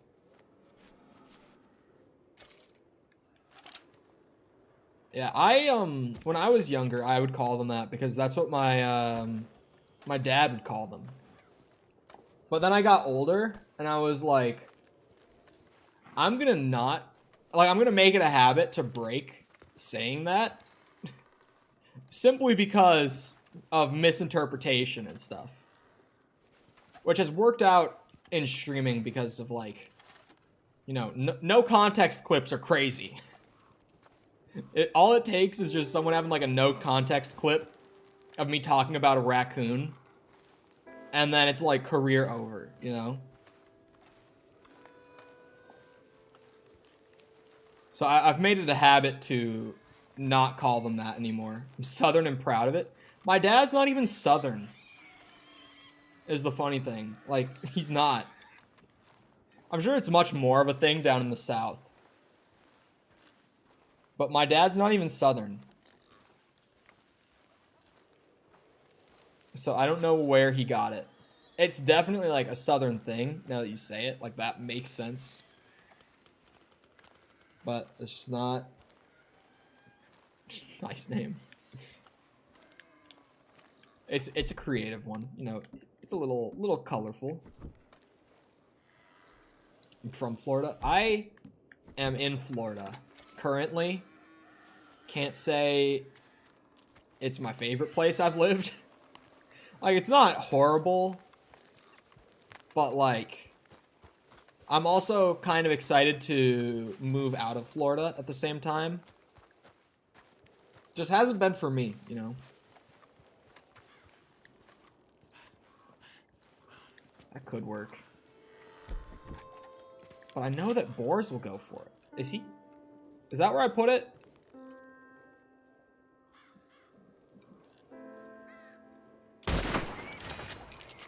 That he was on it. Okay. Okay. Florida's high-key whack. It just hasn't been for me, you know? Like, it's not terrible. It's not as bad as people make it out to be. But it's definitely not the place for me, you know? It just hasn't been great for me personally. Vero? Where is that? Vero Beach. Oh, okay. It's like... Is that considered Central or South Florida? Because I would call that Central, but like kind of on the border. Northern Florida is fucking wild. What? I don't even know what's going on in like Jacksonville or like Pensacola. Like what? I don't even know what's happening up there. They get crazy up there. Them some crazy fuckers. Central Florida is just kind of like shit. Like, it's not like crazy. It's not terrible, but it's just kind of like depressing. Destin? Where the fuck is Destin? Can you tell that I live in the city and don't know? Yeah, dude, I don't know what the fuck is going on up there. That's up in that crazy place. But that looks like just from the picture that comes up on Google Maps, it looks like Southern Florida, like architecture-wise, but it's also like right up north, you know?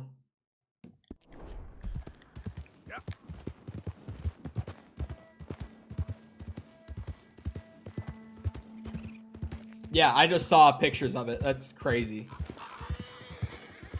Yeah, no. Central Florida's kind of just whack. Like, just not horrible, but just not good either. Definitely not ideal. It does look like the Bahamas, like, actually. It looks like those, like, travel pictures that you'll see. It looks like Naples, actually. I spent, like, a weekend in Naples, last year. Like, it was, like, October 2020. A friend of mine flew down from, Nashville, where he's going to school. And he stayed the night at my apartment here in Orlando. And then the next morning, we got up and loaded up the car with his shit and my shit. And I fucking... We road trip. Sorry, I got so taken aback by that message in chat. It didn't go through to chat, but you all saw it on screen, right? Sorry, that one came out of fucking... Oh, it did go through to chat. There it is. It just took a minute.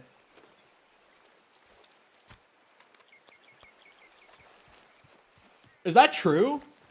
I'm from Minnesota, and I've never heard that. I've never heard that. It doesn't surprise me. Northern Minnesota is also fucking whack as shit. I spent a lot of time in the Mille Lacs area growing up. And bro, I don't know what the fuck happened to Northern Minnesota. That was on my bait. I was taking a risk there. Oh, that's why I haven't heard of them. There was a cult. At least they were officially shut down. There's rumors they still have members. Interesting, interesting. Are they by chance referred to as the Minnesota Raccoon Club? Just out of curiosity. You know, no particular reason I would ask. Small fish caught without a rod? That actually sounds kind of fun. Going ham fishing down the river. Yay, yay.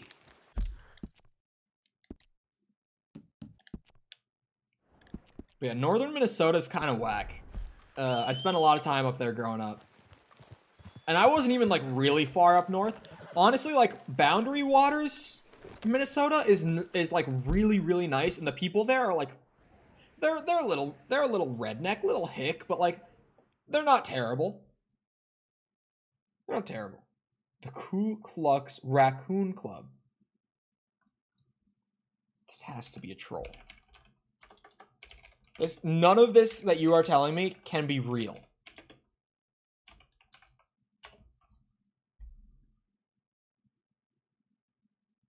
I can't find anything about a Minnesota raccoon cult. That's what I tried to look up. All that came up was the raccoon on the skyscraper in St. Paul a bit ago. I'm joking. Okay, I didn't think you were. I was like, this is wild. Because you said northern Minnesota, and again, spent a lot of time there growing up. It would, like, surprise me, but it wouldn't shock me. You know what I mean? Oh, the cult is real, not the name. I couldn't find anything about the cult. I was gonna say, that would be a wild name to choose.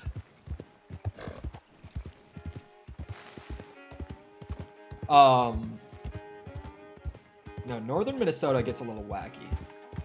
Honestly, now that I've been in the South for like a couple years, right, in Florida, I can say that like the non like urban areas of Florida are pretty much just what northern Minnesota are, like the non-urban areas of Minnesota. Like it's pretty much the same culture.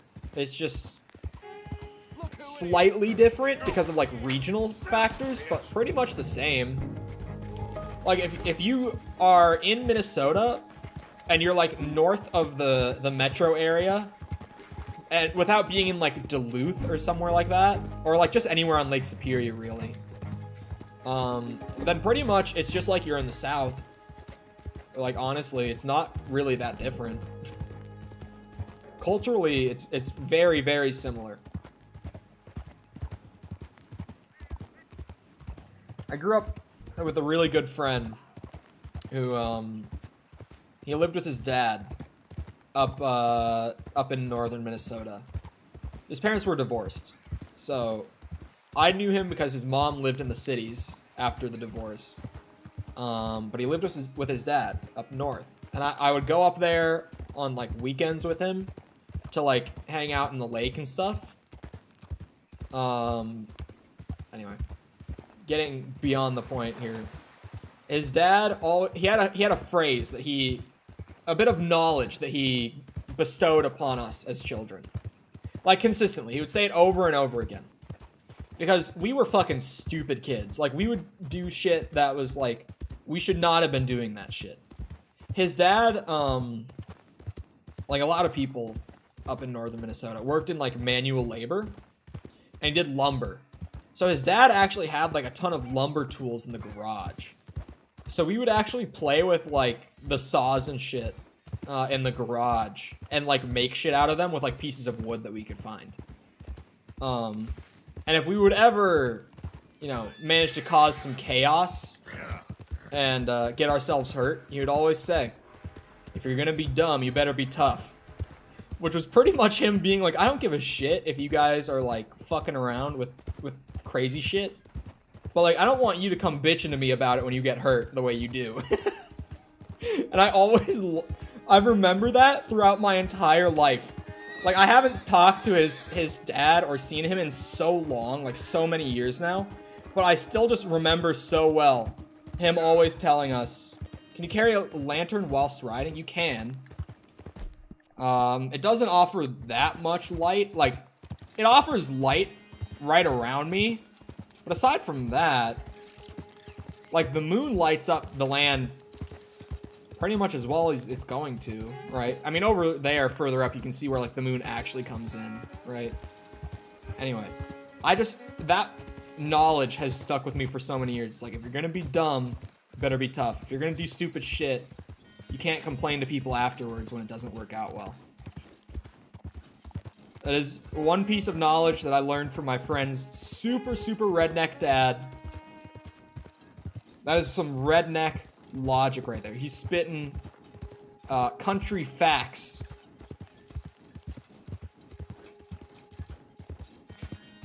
I'm trying to think of another way to phrase that. Country facts.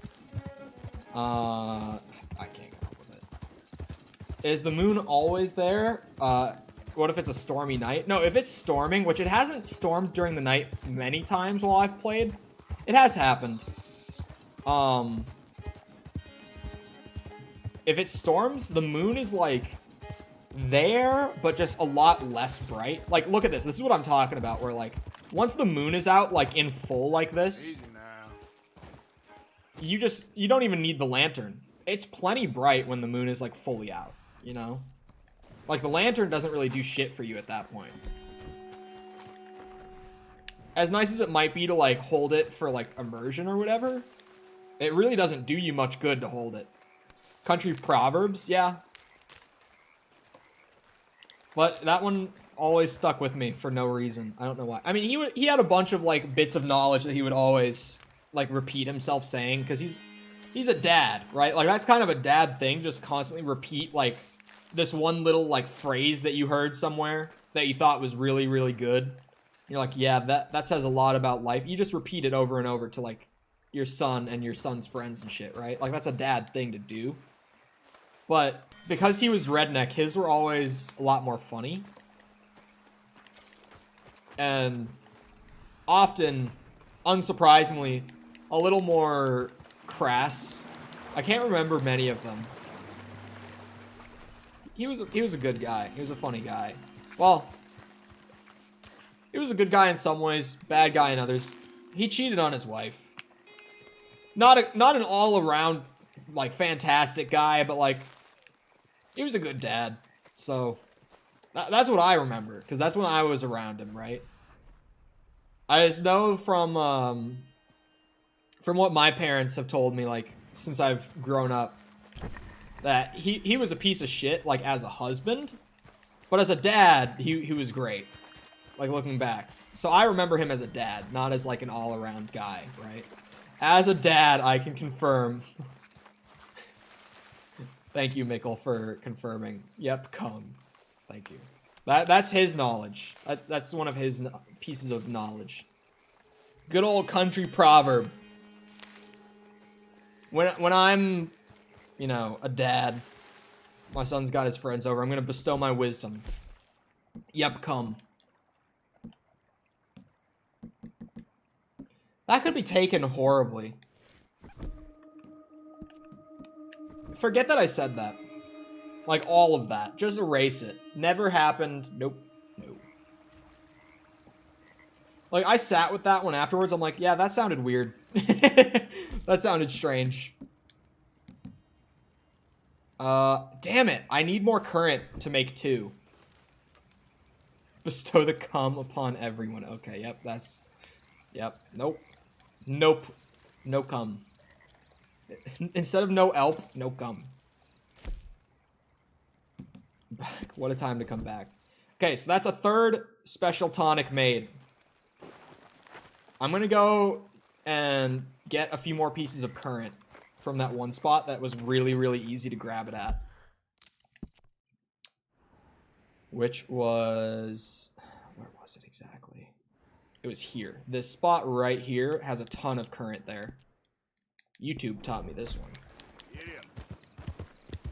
Some random YouTube video. I don't even remember which one it was. Like, I don't have it pulled up in a tab still. I closed it. Otherwise, I would have said the guy's name who showed it to me on YouTube, but I forgot. It was great, though. Great video. Great spot to farm up some golden currents if you need them. And to get back on the road. I missed a turn big time.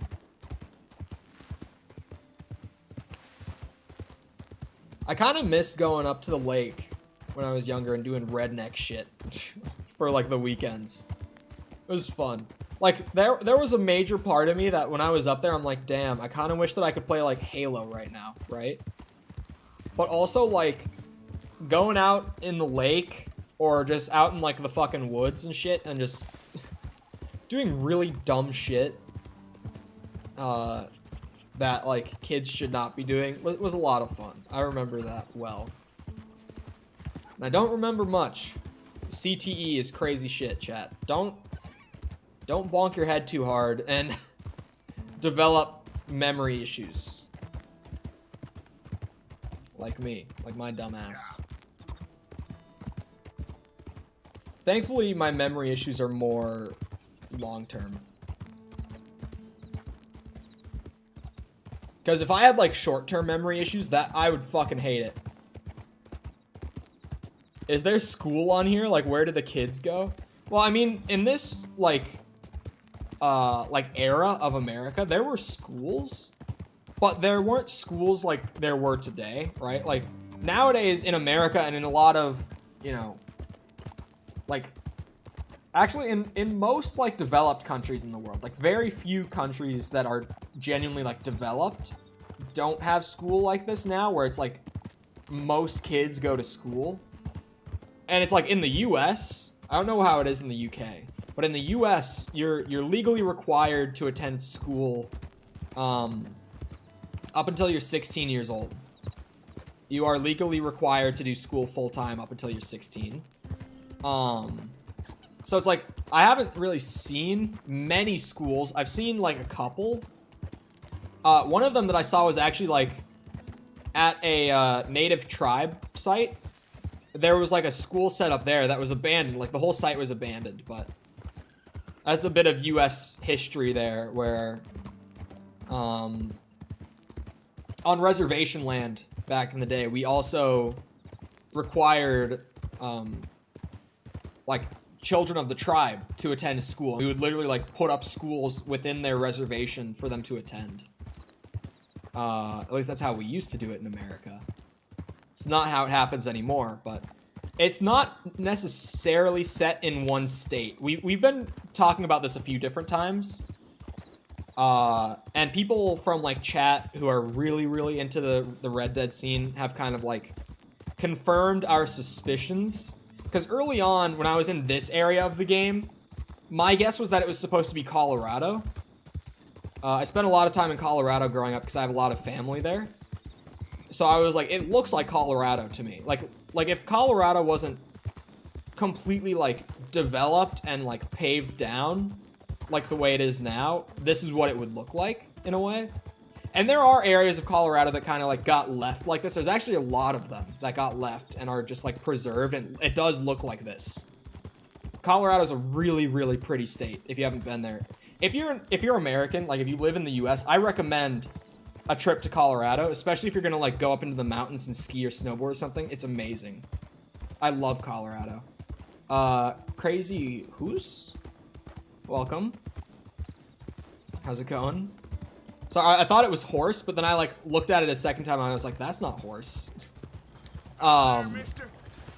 It's generally Colorado, but then also you get down more into like Lemoyne is not Colorado. I don't know what Lemoyne, like this whole region, is supposed to be, but I've had a lot of people tell me that Saint Denis is based on like New Orleans from Louisiana.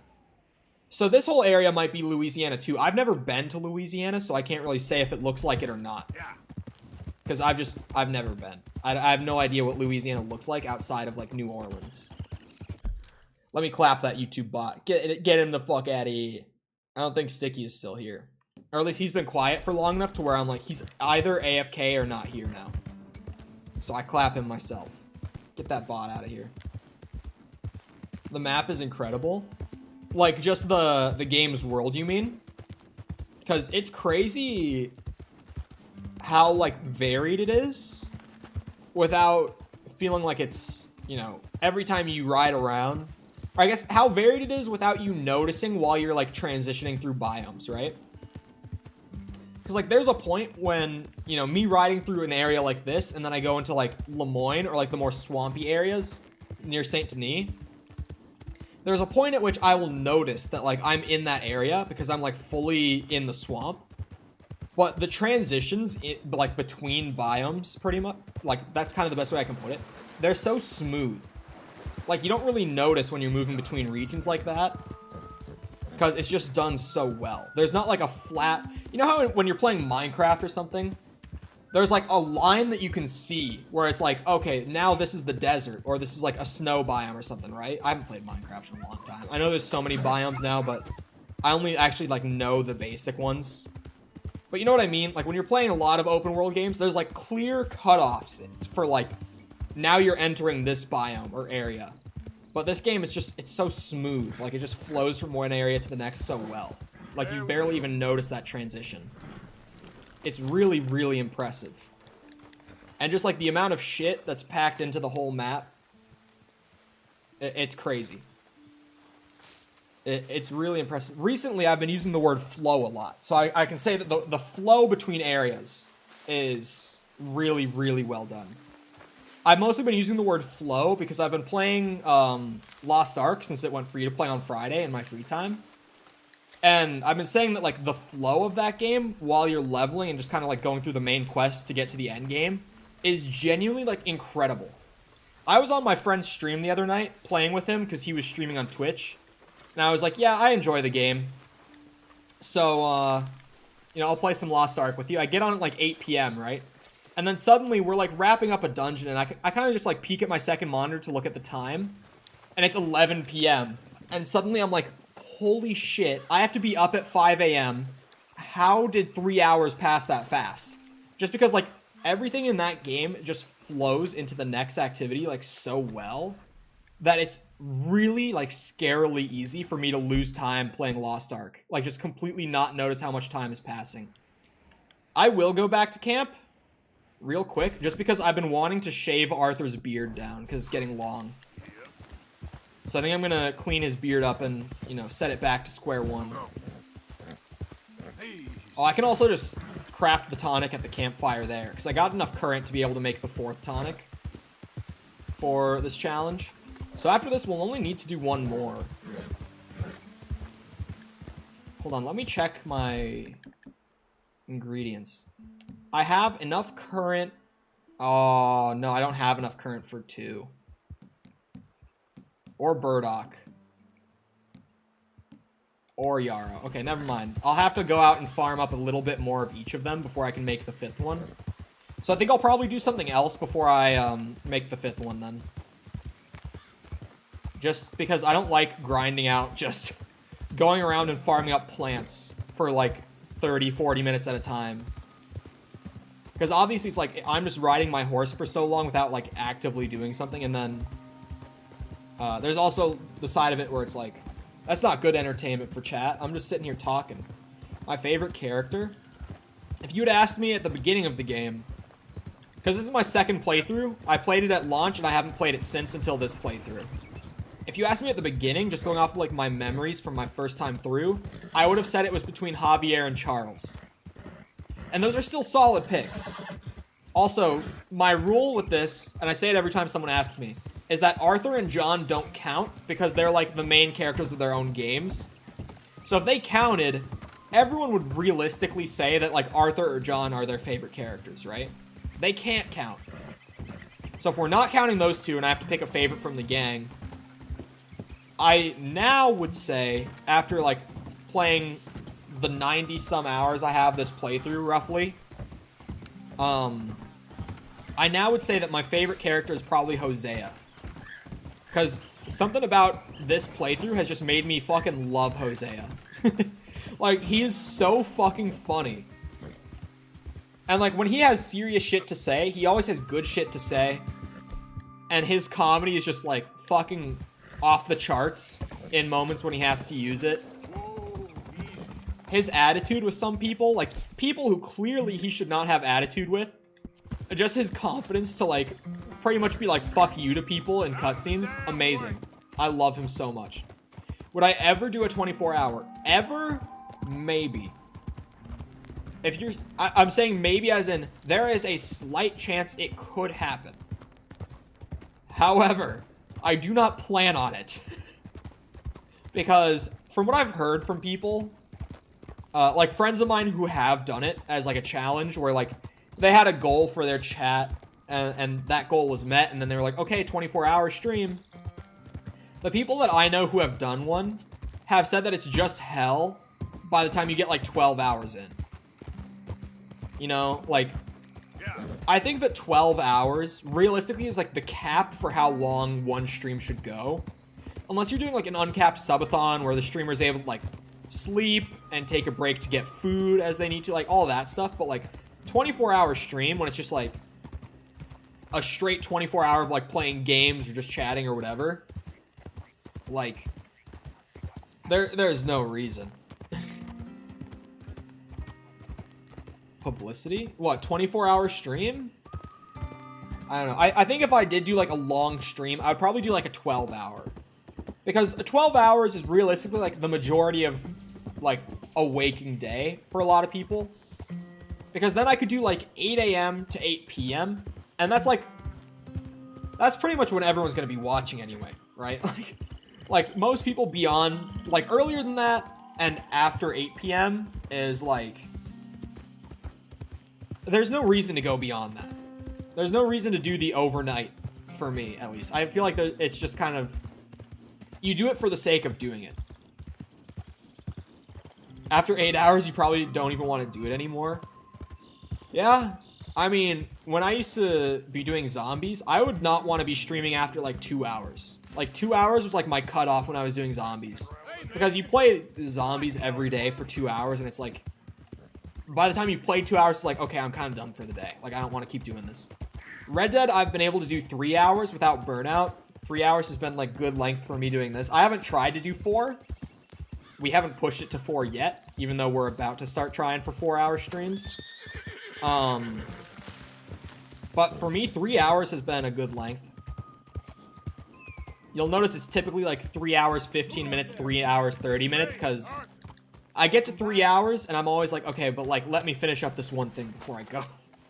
Like, I always want to do a little last thing before I leave once I hit the 3-hour mark, you know? As much as I try to like neatly schedule out my day and be like, I'm only going to stream 3 hours, I always do like a little bit over.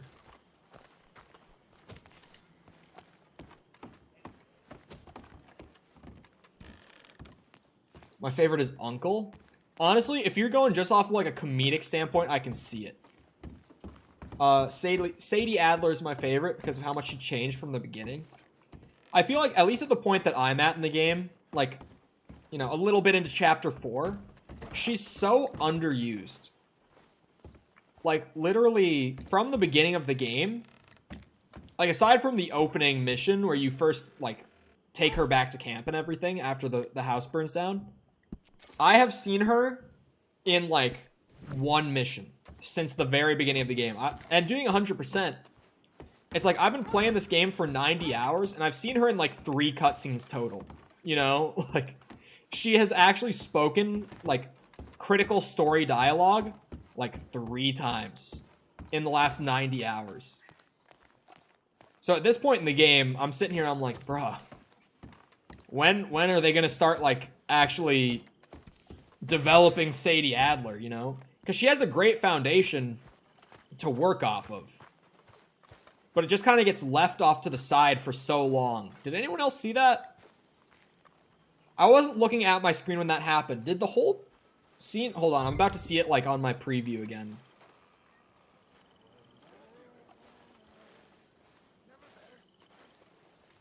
Oh, yeah. There was, like, a weird flicker. What the hell?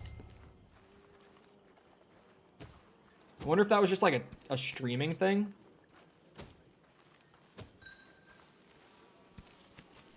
Like a load distance thing. Sorry. I always say streaming as in, like, texture streaming. But load distance is, like, a more... It's a better term for it. Because it's not just textures. It's, like, foliage, lighting, stuff like that. I want them to add more zombies to Red Dead. Have you played the first game? And have you played Undead Nightmare? Because it is fantastic. I have said so many times while I've been doing this playthrough that I wish there was an Undead Nightmare DLC for Red Dead 2. Because it's just amazing. Like, Undead Nightmare is so fun. And, like, obviously, the Undead Nightmare DLC from the first game is not canon. Like, it's just kind of like the side goofy DLC pack. But it's so fucking fun. Like, I loved Undead Nightmare when I was younger. I think I played about as much Undead Nightmare as I did the base game after it came out. Like, it was so good. Undead Nightmare 2, man. Unreal. Okay, you did play it. Yeah. Like, that opening in Blackwater in Undead Nightmare is just awesome. I loved Undead Nightmare on the first game. I really wish they brought it back. I keep replaying this game. So good. It is so good. It's the gift that keeps on giving, you know. You know what, chat? I'm gonna do the fifth tonic. I'm gonna cook this one up at the campfire here. I'm gonna do it. I opened up my checklist to, like, look at what else I had to do, and I can't leave it on my last one. There's a face I ain't seen in a while. I can't leave it at the last one. I just can't. You seen your reflection lately? Not do snow DLC? I don't play online. You okay? How you doing? Can I not use this campfire to craft? It can only get better. Is that only, like, the side campfire? Where even is that? It's called, like, the scout campfire or something? Sorry, where are my glasses? My eyes are starting to get strained. When I game for too long without my glasses on, it starts to really hurt my eyes. I don't know. I don't know if this game, like, brings in snow across the map in the winter or not. I'm genuinely, like, I'm not sure. Alright, so what I'll do is I'll go pick up some yarrow over in the Heartlands. And, once I grab that, then I'll just set up camp there real quick. Cook one, go get the other things. Cook the last one and be done with this herbalist challenge. It's hard for me to leave a challenge at, like, 1 remaining. Like, I opened up my checklist and saw that, and I'm like, oh, I can't do it. Too busy adding flying cars in the game. Yeah. Like, Undead Nightmare 2, it would have come out by now if it was something they were going to do. Like, we would have already had it. Because the game has been out for over 3 years. We would have had Undead Nightmare 2 by now. It's not going to happen. But, like, it would have been so cool. It would have been so cool. Missed opportunity, in my opinion. But also, I think that there's so much demand for GTA 6 that, it honestly is probably better for them to use their resources there. Like, not just their resources, but their time, you know. Put the whole dev team onto GTA 6 instead of having, like, half starting that game and half working on Dead Nightmare 2. I completely understand them going all in on GTA 6 right now, because it's a much better decision for them. And honestly, it's like, as much as I would love Undead Nightmare 2, I have the first one, and I'm still really, really excited for GTA 6. So, I'm perfectly fine with it. Would have been awesome, but I'm not gonna sit here and be like, man, can't believe they wouldn't do it. Hi there, mister. Also, we're kind of like past the point in gaming where like the average consumer is looking to buy full story expansions like that. People would have like think if they brought it out and it was like $30, right? Because it's a full story expansion. Like they changed up the whole map. The base gameplay loop is completely different because you're fighting zombies now. There's a whole new story that they had to put production into. They would probably make it like $30-40, right? I think the original at launch was like $40 as an add-on when it first came out. I don't really remember. But, imagine, like, general reception if they had, like, a $40 DLC. Because I guarantee you that, like, plenty of people like me would have been happy to buy it. Like, no questions asked, take my money, let me play, right? But the majority of consumers with gaming now want to buy the game, and if any update gets added whatsoever, they want it to be free, right? They don't want to pay for anything additional. A lot of people feel like they're owed additional free content because they bought the game, which is super fucking stupid. Like, really fucking dumb. Hey there. I used to have a whole rant about that back when Black Ops 4 was the current Call of Duty. Because Fortnite had been going strong for about a year at that point. And so when Black Ops 4 still had paid DLC, people were like, the DLC should be free because that's what Fortnite does. And it's like, if you buy the game, you are not owed anything more than the product you already paid for. Like, you paid for what you got. If you want more, if you want the devs to make you more, then guess what? You're going to have to pay them for more. The devs don't work for free, because if they did, they would not make a living. Like, they would be homeless within a few months if they tried to work for free. Fortnite equals BO4? Yeah, the logic is also just impeccable, right? I have a strong feeling 6 is going to get really mixed reviews because everyone is just going to compare it to GTA 5 because it did so well. I mean, I've said it before. I'll say it again. When was the last time that Rockstar released a game that was worse than or equal to, like even equal to, their previous product? In my opinion, it hasn't happened. Rockstar literally only one-ups themselves. Like, go back to the earliest Rockstar games that I really play, right? It's like GTA 3, follow that with Vice City. Follow that with San Andreas. Follow that with Bully. Follow that with GTA 4. Follow that with LA Noire. Follow that with Red Dead Redemption 1. Follow that with GTA 5. Follow that with Red Dead 2. Each game from Rockstar consistently, for the last 20 years, has only ever been better than the game that came before it. This isn't just me trying to like hype up a game for no reason. Like, genuinely, they've never not made a game better than their previous release. And that's something that they pride themselves on, and they do a really good job, like, working their asses off to make sure that they do that every time. It's crazy. Who would you like to play as in RDR3? Honestly, like, 100% chat, I think their best bet for RDR3 is to start a whole new story not attached to the Dutch Vanderlyn gang at all. That's my personal opinion. I feel like Red Dead 2 and Red Dead 1 have, like, perfectly put together this full arc of Dutch Vanderlyn's gang, and I don't need to see them again. Like, I don't need them to fuck with this story beyond the point that it's at right now. It's complete. It's amazing. Like, I honestly would hope that if they do a follow-up to Red Dead 2, that they would do a story completely centered around something else. And yeah, also, Danny's got a point.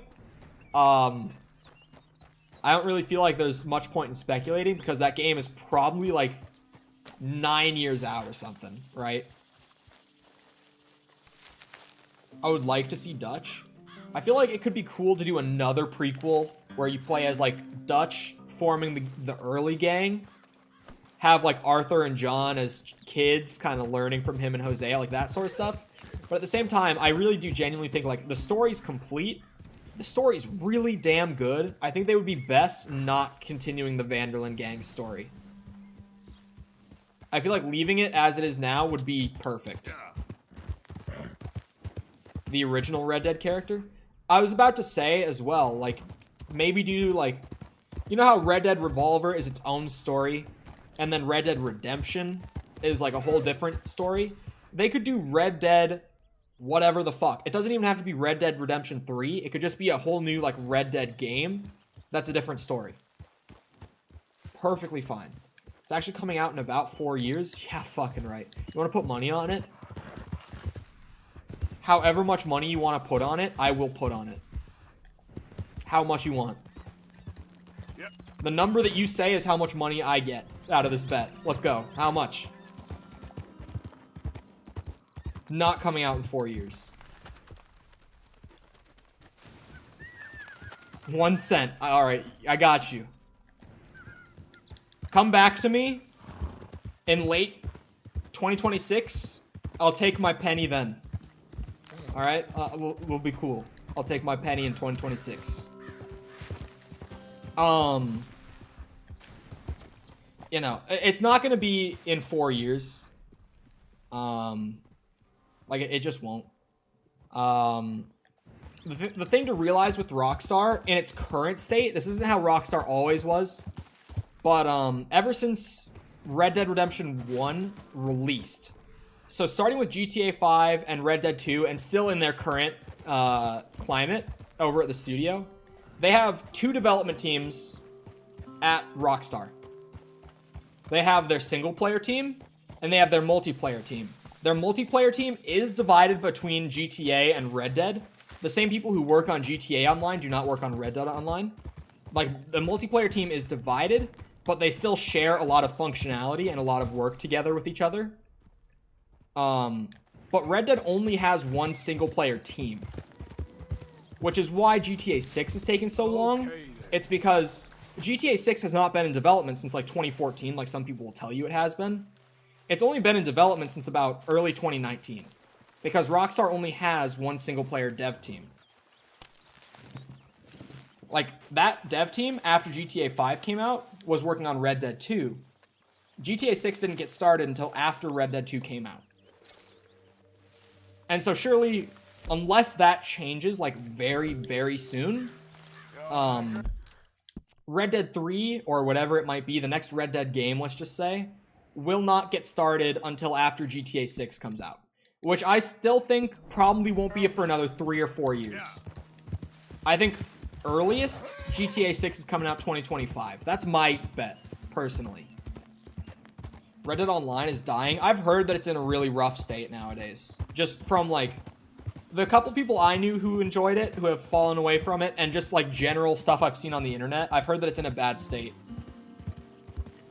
Which is kind of unfortunate, because, like, the potential to do, like, a GTA Online type formula, but just in this game, is so good. Like, that potential is amazing.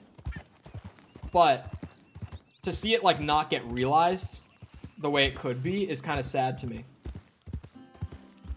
Right? Like, I wish that they could make it work, but it sounds like they've just been having a rough go of it.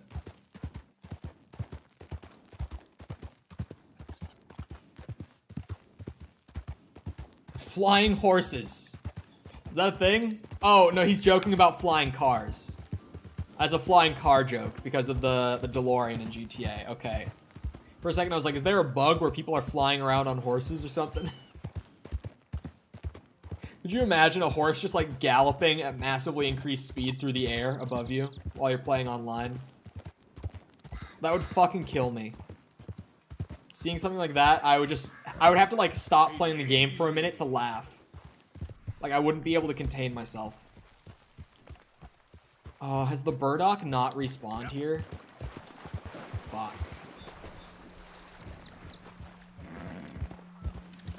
Can I ride along the shore a little more? Try to find one. I can maybe try to get another spot. Surely there's more than one place in the game to farm burdock. Yeah, it looks like there's not much left around here, unfortunately. Thought it would have been long enough for it to respawn, but I guess not.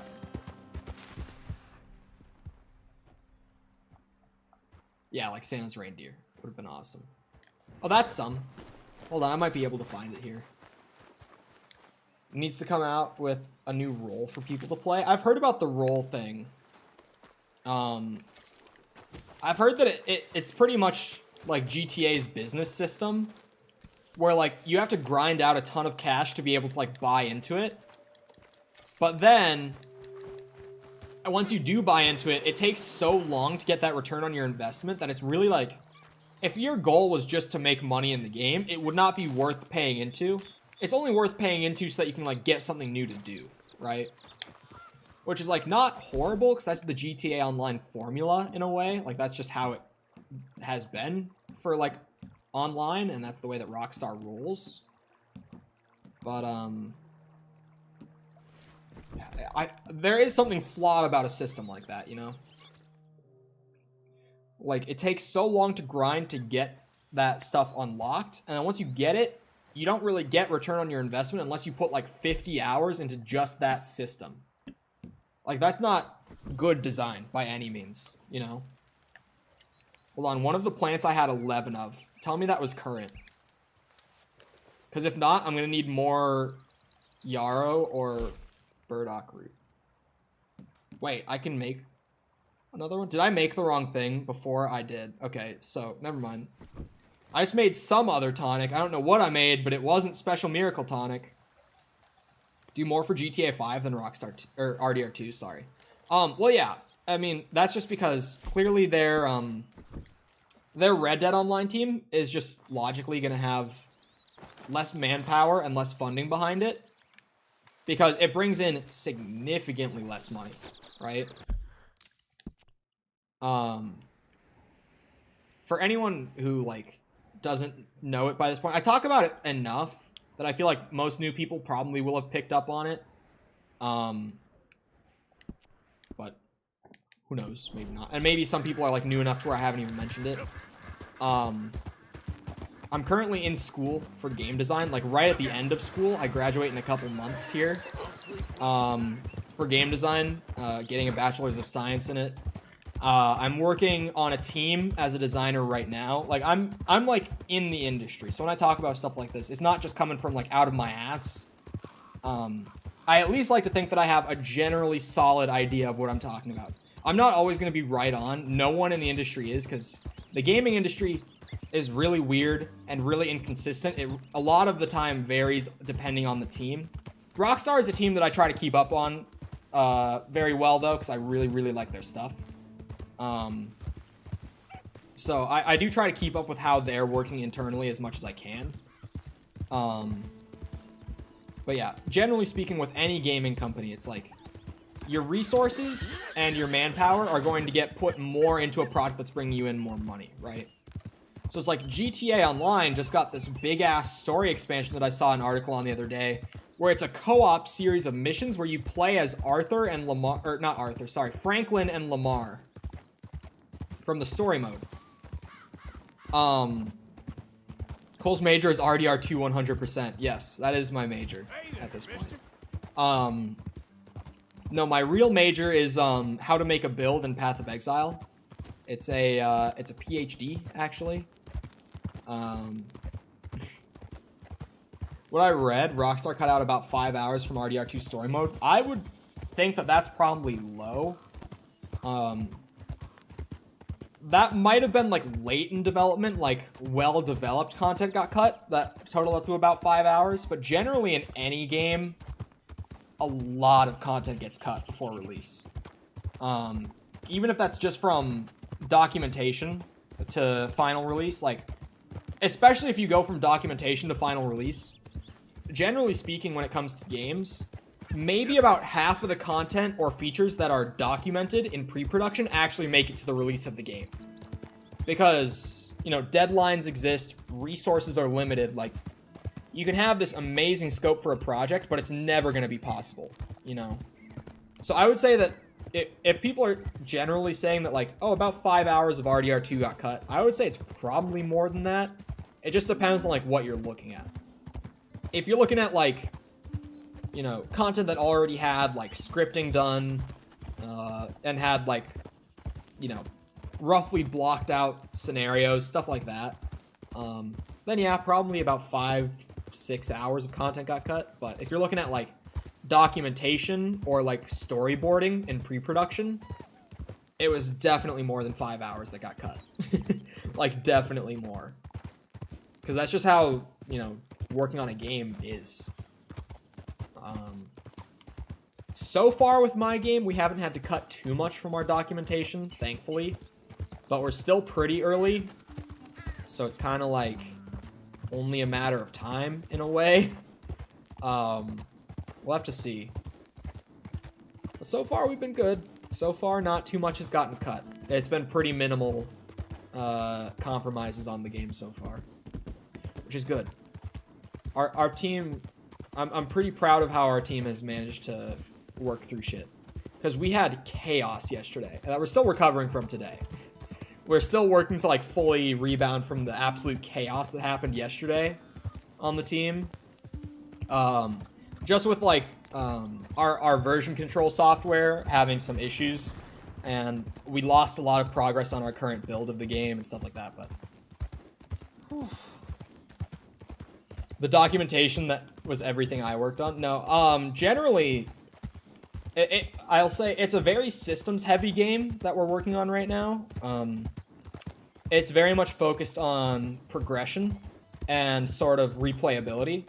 So it's, like, very heavily systems-based, and I'm the systems designer on the project.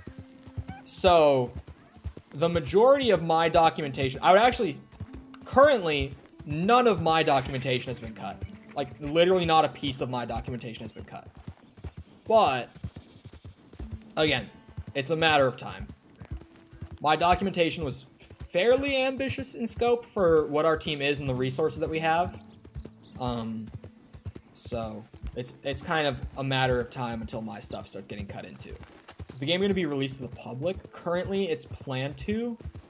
But I've also said both on stream and to our team that if the game becomes a clusterfuck and it goes poorly, then I'm going to change my name in the credits to some random alias, and I'm not going to publicly promote the game myself. I'll let them release it if they still want to, but it's one of those things where it's like, I'll let them release it. I'll be able to, you know, show it to employers as, like, some experience if I ever feel the need, if it's released under, like, an alias, right? But there is a chance that it just becomes a shit show and just a disaster of a game, and I'm like, I don't want anything to do with this, publicly speaking.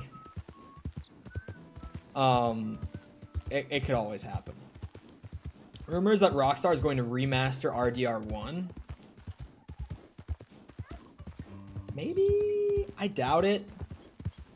And I guess I don't doubt that they will. I doubt that they will anytime soon. And after what we saw with Definitive Trilogy, I definitely doubt that it would be a product I would want to purchase. Because, you know, like I said, Rockstar only has one single player team. So it's kind of like any situation where they're remastering a game, they're going to be, you know, contracting another studio to do it. I would hope that another studio, like, I can't remember their name, but that mobile studio that they contracted for the trilogy, I would hope it's not something like that again, but it always could be. Sorry, I'm looking up this. Yeah, I got the same video up. He goes through 4 minutes of farming current. So he's got to have more spots where I can just grab some more real quick and, you know, make this last tonic and be done with this herbalist challenge. So I'm watching. Oh, he's an online. I just noticed that. Interesting. Okay, it's very close. I can literally just come down here and get it.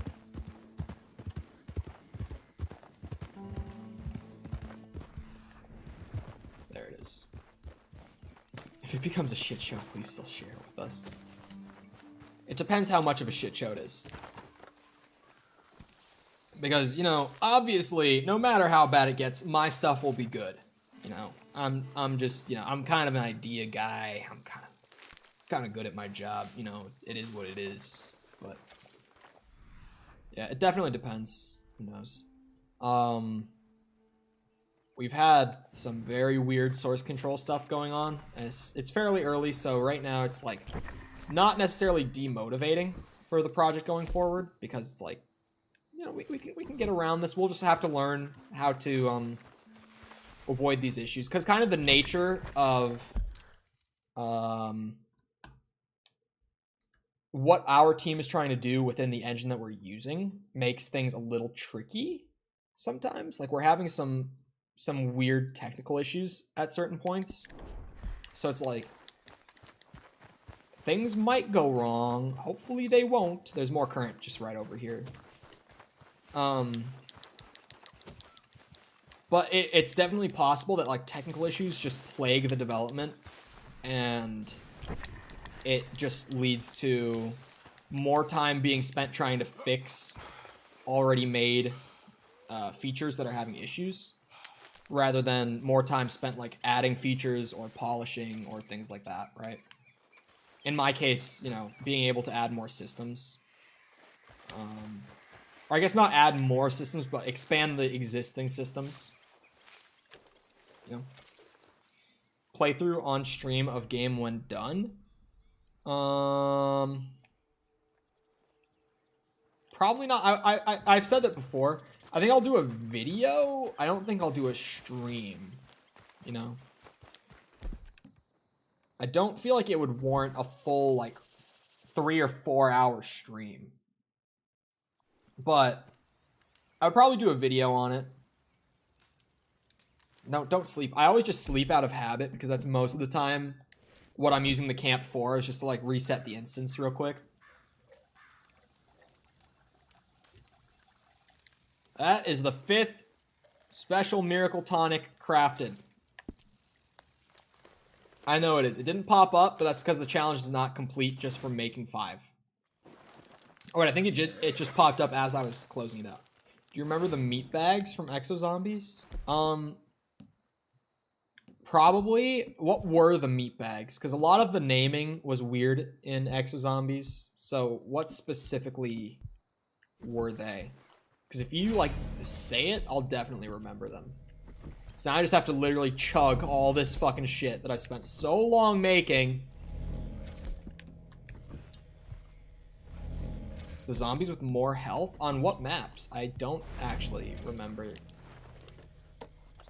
I mean, there were, like, the armored zombies. Are those what you're talking about? Unlike Infection, I remember there being zombies that had, like body armor, so to speak. Are those what you're saying? Should I do more collecting for exotics? Possibly. I need to get the Lady Slipper orchids. There are only 7 of them. And apparently they're fairly, like, spread out. Holy moly, okay, yeah. Hold up. Where is...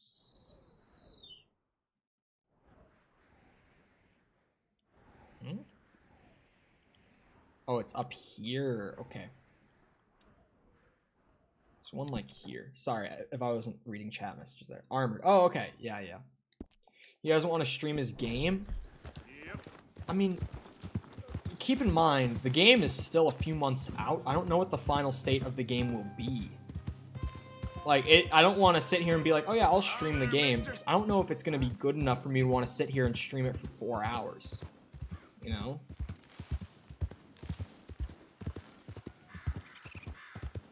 Like, I just genuinely, like, I can't predict the outcome of the game this early on. And I should say, the game isn't even fully a few months out. Like, alpha, like, closed alpha stage of the game is, like, a few months out. So, like, I really can't predict the outcome of the game as a whole at this point. Like, our team has been doing a really good job trying to work around issues. Can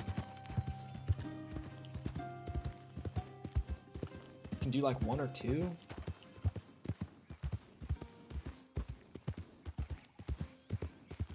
Probably going to be a video. I would assume it's going to be a video.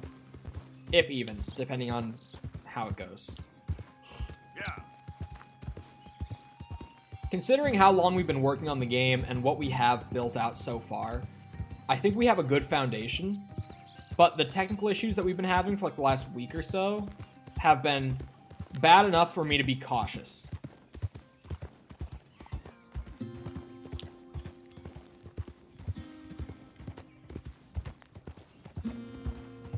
Because we added a member onto our team who's using a different coding language than us.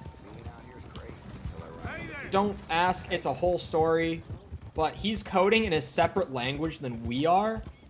So there's been a lot of technical conflicts between, you know, using multiple languages of code in one project. Which that hasn't even been the bad part. The bad part has been if his code has problems and he doesn't see what's happening and he can't figure out how to debug his own stuff, none of us know the coding language that he's using. I used to know it, but I learned it when I was like 16 and I haven't used it since. So it's like I can try and I can generally get some ideas of what's happening and kind of like, so far it's been enough to like point him in the right direction for fixing bugs, thankfully. But only being able to have one set of eyes on a bug really, really sucks. Because generally with the rest of us, it's like there's a bug and we can just like keep going through the team members until we get someone who notices what's happening, right? It's like, what's happening here? You know, we explain how it's set up, what's happening, we show them what happens, and they're like, oh, well, it's because you did this. And it's like, eventually you get to that. But since I'm the only person on the team who like even has a basic understanding of the language that he's using, it makes it really hard for us to debug his stuff. Because if he doesn't see it and I don't see it, then we get stuck for a long time trying to fix a bug, you know? So far that's been rough. So far that's been rough. It's been causing issues the last couple weeks. Yeah. The meat bag will appear as an EMZ? Bruh, why? You're only giving me more reasons to hate Descent. Stupid ass fucking map. Terrible map.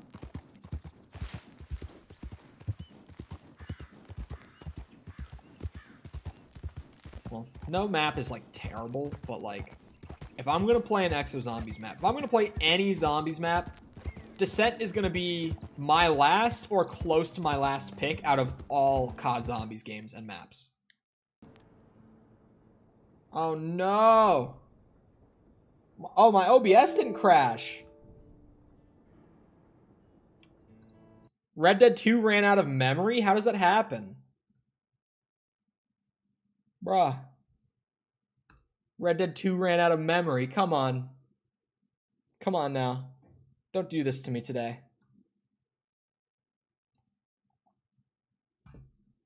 Come on. Come back to me. Carrier's pretty good. The only complaint is the bombs. I don't even think the bombs are bad. My main complaint with Carrier is just like, there are very few spaces on Carrier that are fun to play in. You know what I mean? Like, the flow isn't bad. Like, you know, the layout isn't the problem. The actual spaces are the problem. The armory is fun. The cargo bay is fun, and the med bay, or like the, what's it called, the moon pool are fun. The med bay is a different area.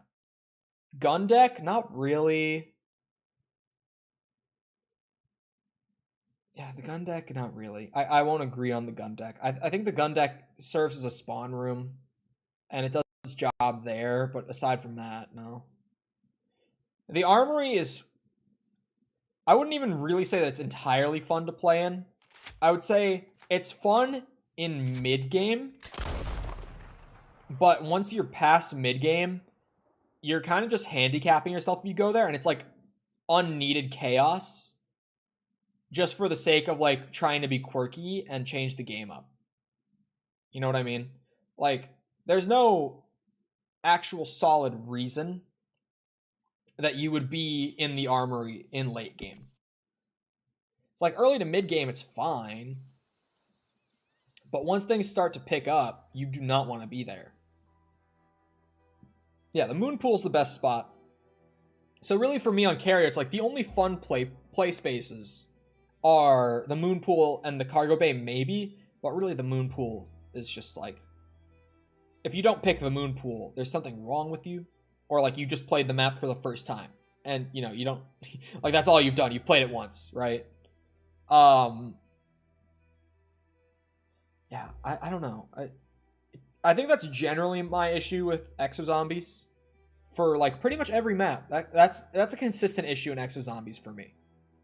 Is that like the layout's fine in all of them, except for Infection where the layout is like bad, but I still like Infection. Infection is my favorite map of the 4. But the layout is the worst. Actually, no. The layout is the worst in Descent. Infection is the runner-up. My favorite location on Outbreak? Outside. Anyone who tells you otherwise is dumb. Spawn room. Not even like, you know, it's a valid opinion, but I don't agree. Like, if you're not training out in the spawn room on Outbreak, dumb. I don't know what's wrong with you. Well, okay, I should say, if you're gonna play in the room with the exosuits, I don't remember what it's called, but the room where you get the exosuits, that room up until like 25-30, if you're playing for speed and to get through time faster. Why do you still have the same horse? Do you not remember? This horse, need I remind you, it's not just a horse. This is Kevin.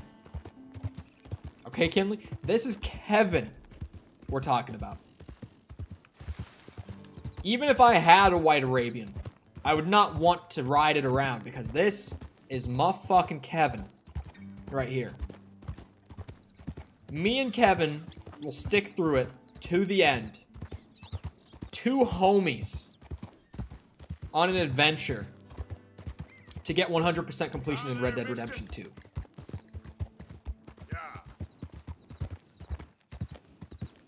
It's nowhere near the best horse. It doesn't matter. It's Kevin. Kevin is the best horse in the game. Not statistically, but all around, Kevin is the best horse in the game. The stats aren't always the important part, chat. Sometimes you just need you a Kevin. Sometimes that's all you need.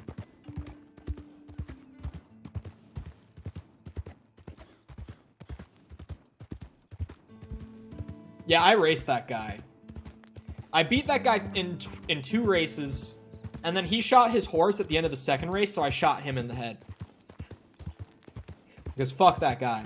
Hopefully there's not like a 3rd race with him, because after the 2nd one I killed him. Because the bitch deserved it.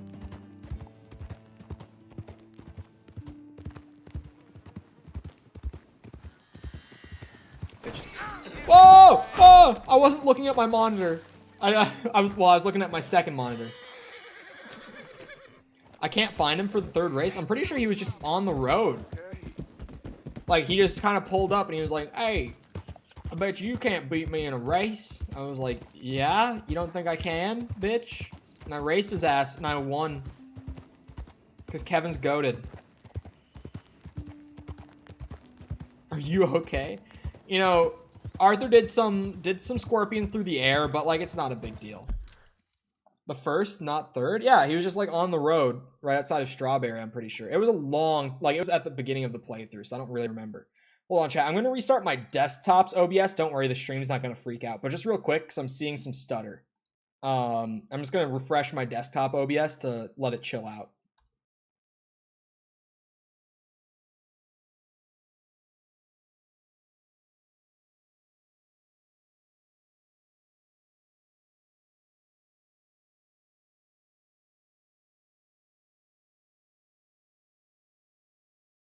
Keep in mind, this was like a month ago, roughly speaking, and like probably like 70 hours of in-game time ago. But I'm pretty sure I found him on this road, if I remember right. Or maybe he was south of Strawberry too. I don't, somewhere on one of these roads going into or out of Strawberry, I found him. That's, I don't really remember exactly where. I would try on Google, because they probably will be able to tell you the exact spot to find him and like the exact conditions in which he spawns, right?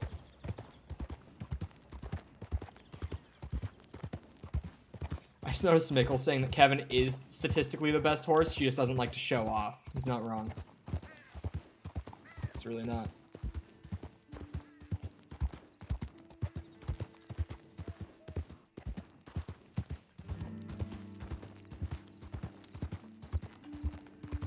Been there all the time, but I can never... Shit.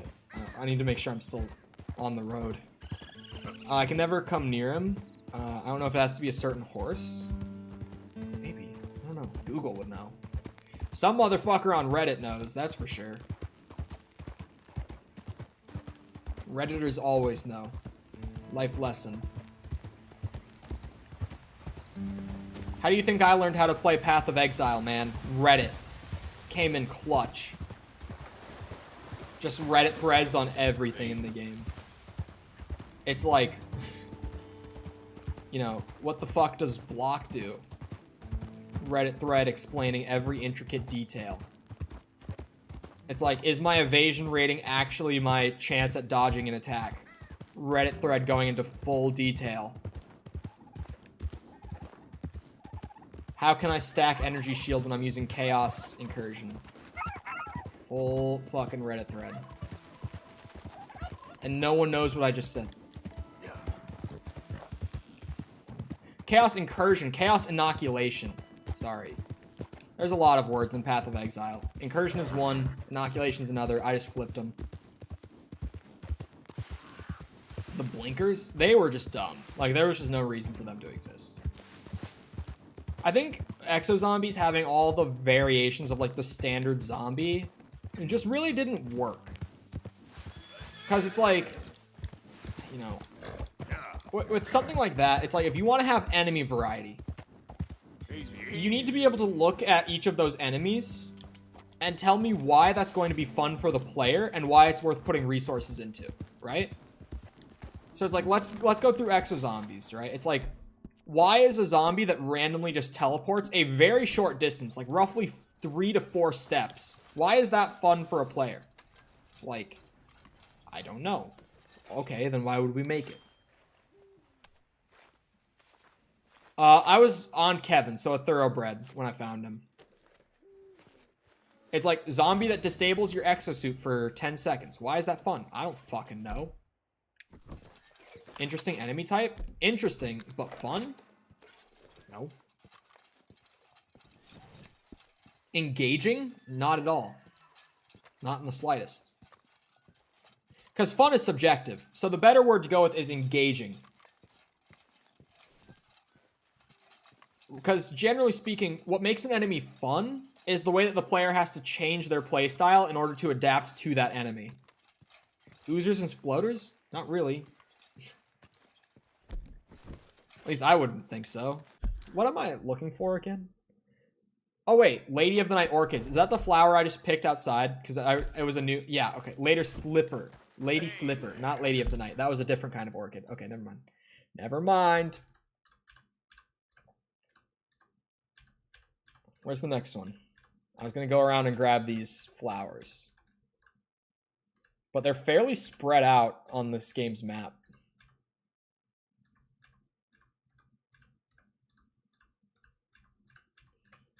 Sorry, I'm skipping a lot here.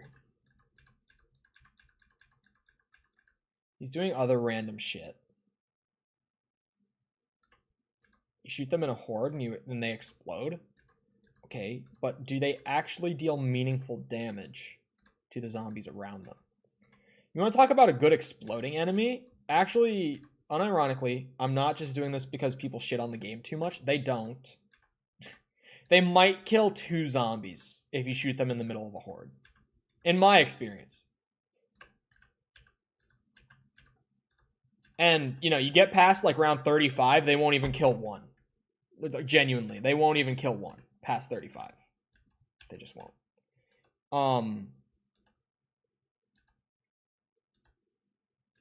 What is he doing?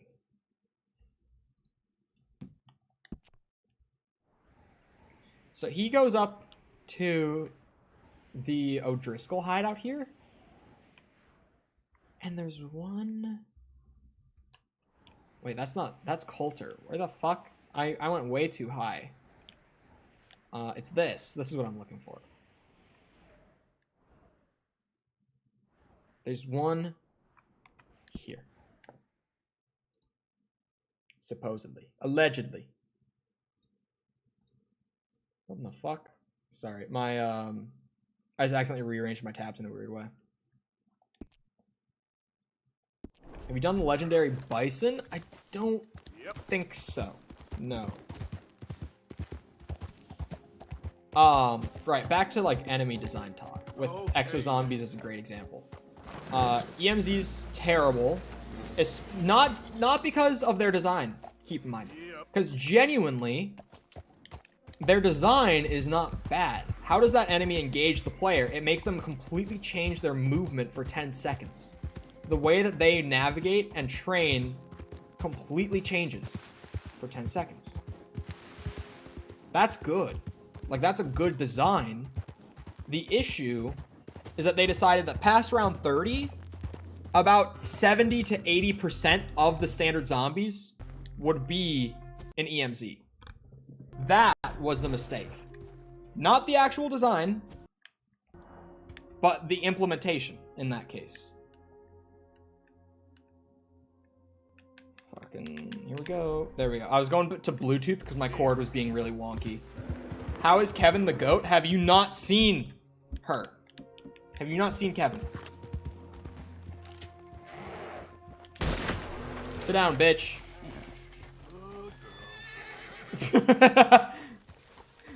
I love him just turning around and walking away after I fucking pop him in the neck. He's going to bleed out, unfortunately. F for the grizzly bear, but he is very much dead in like the next 10 seconds or so. Yeah, EMZs are fine as a design.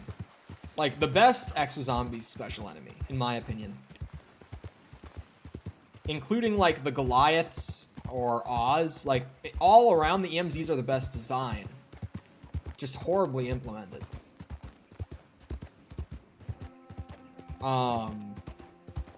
If they were a special round, too, that could be fine. But, like, a special round where the spawn rate is roughly, like equivalent to the, what's it called?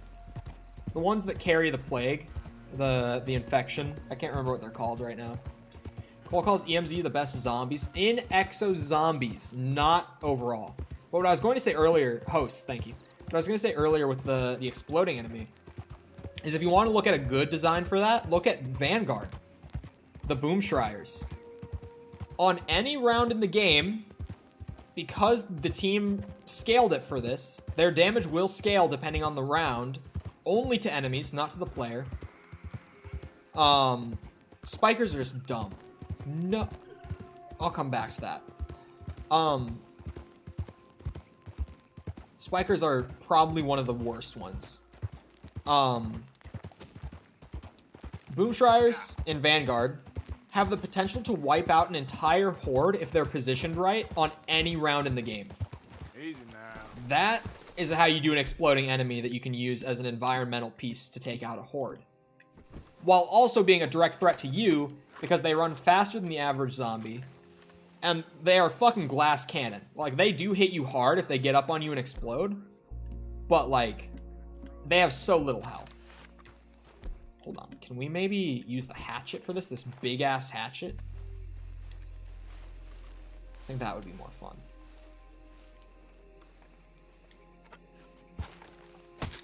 Oh! Oh! Yeah, that was a good decision.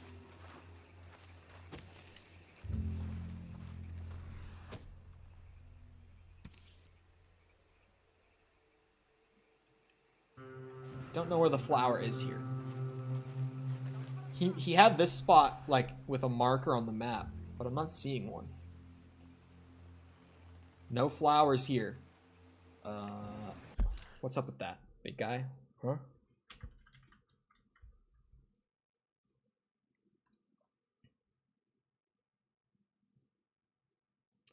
Oh, he's not even here for the flowers. He's, like, multitasking. God damn it. This guy is just... Wait, what?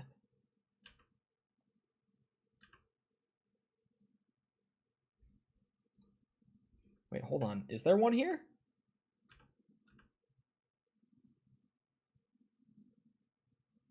There is one here. But it's like along the fence on the other side. Yeah, the spikers are terrible because it's just a normal zombie, but it's like, haha, when you shoot them, every time you shoot them, they shoot shrapnel out in random directions. It's like, why is that fun? That's not. That's just frustrating. It's like, oh, it's a zombie that you have to shoot, but if you shoot it, we punish you. Doesn't that sound fun? No. No, it doesn't. Like, at all. Terrible. What do the chargers even do? The glowing ones? I genuinely, I'm gonna say off the bat, terrible design. Because I've played so much Exo Zombies, I have zero idea what they even do. Like, what makes them different. They just charge at you. You mean like every other enemy in the game?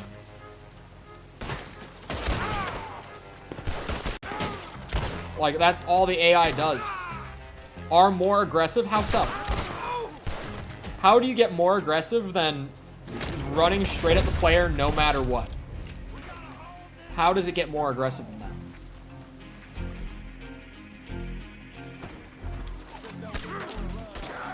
Oh, shit. Oh, he's still alive. They swipe you 2 times faster? That's just a stat change. Like, that's not fun. Oh. Say goodbye.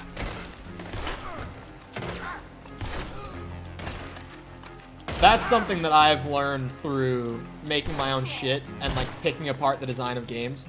Simply making an enemy variant that has a stat change does not make it interesting.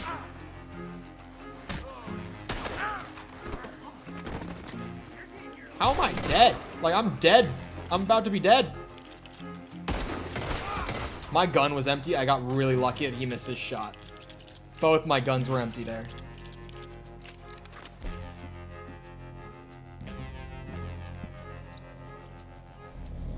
Check this shit out. I'm about to go brazy. Arthur going X Games mode.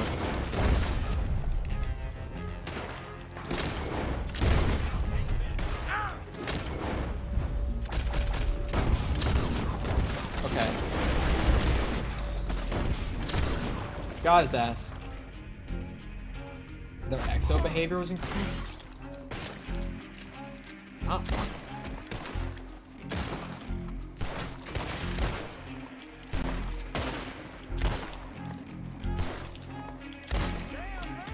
The best example, like, comparative to zombies for how to do, like, good enemy design is Killing Floor 2. Because just the amount of variety and, like, interesting behaviors in their enemy lineup is amazing. Like, they did a fantastic job. I mean, all the Killing Floor games, really. I mean, except for, like, some of the earlier versions of the mod. But, like, both the Killing Floor retail releases do an amazing job with that.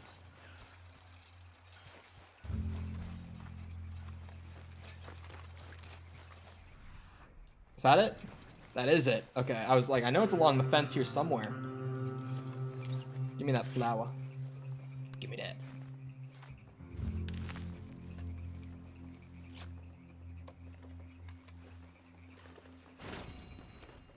Yeah. Hold on, let me grab the timestamp that I'm in this video for the notes. Okay. Yeah, so I'm gonna save up here just because it's 5 and I still have something to do for the team for working tonight.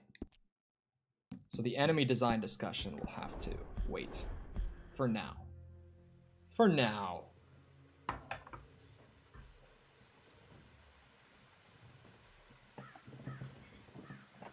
Oh, damn. I just, like, stretched my back, but I did core this, or I did core yesterday, not this morning. Yesterday morning I did core, and I've been sore today, because it's always the day after that it's bad. And so, like, when I stretched in my abs, it was just like, oh. Anyway. I hope you guys enjoyed.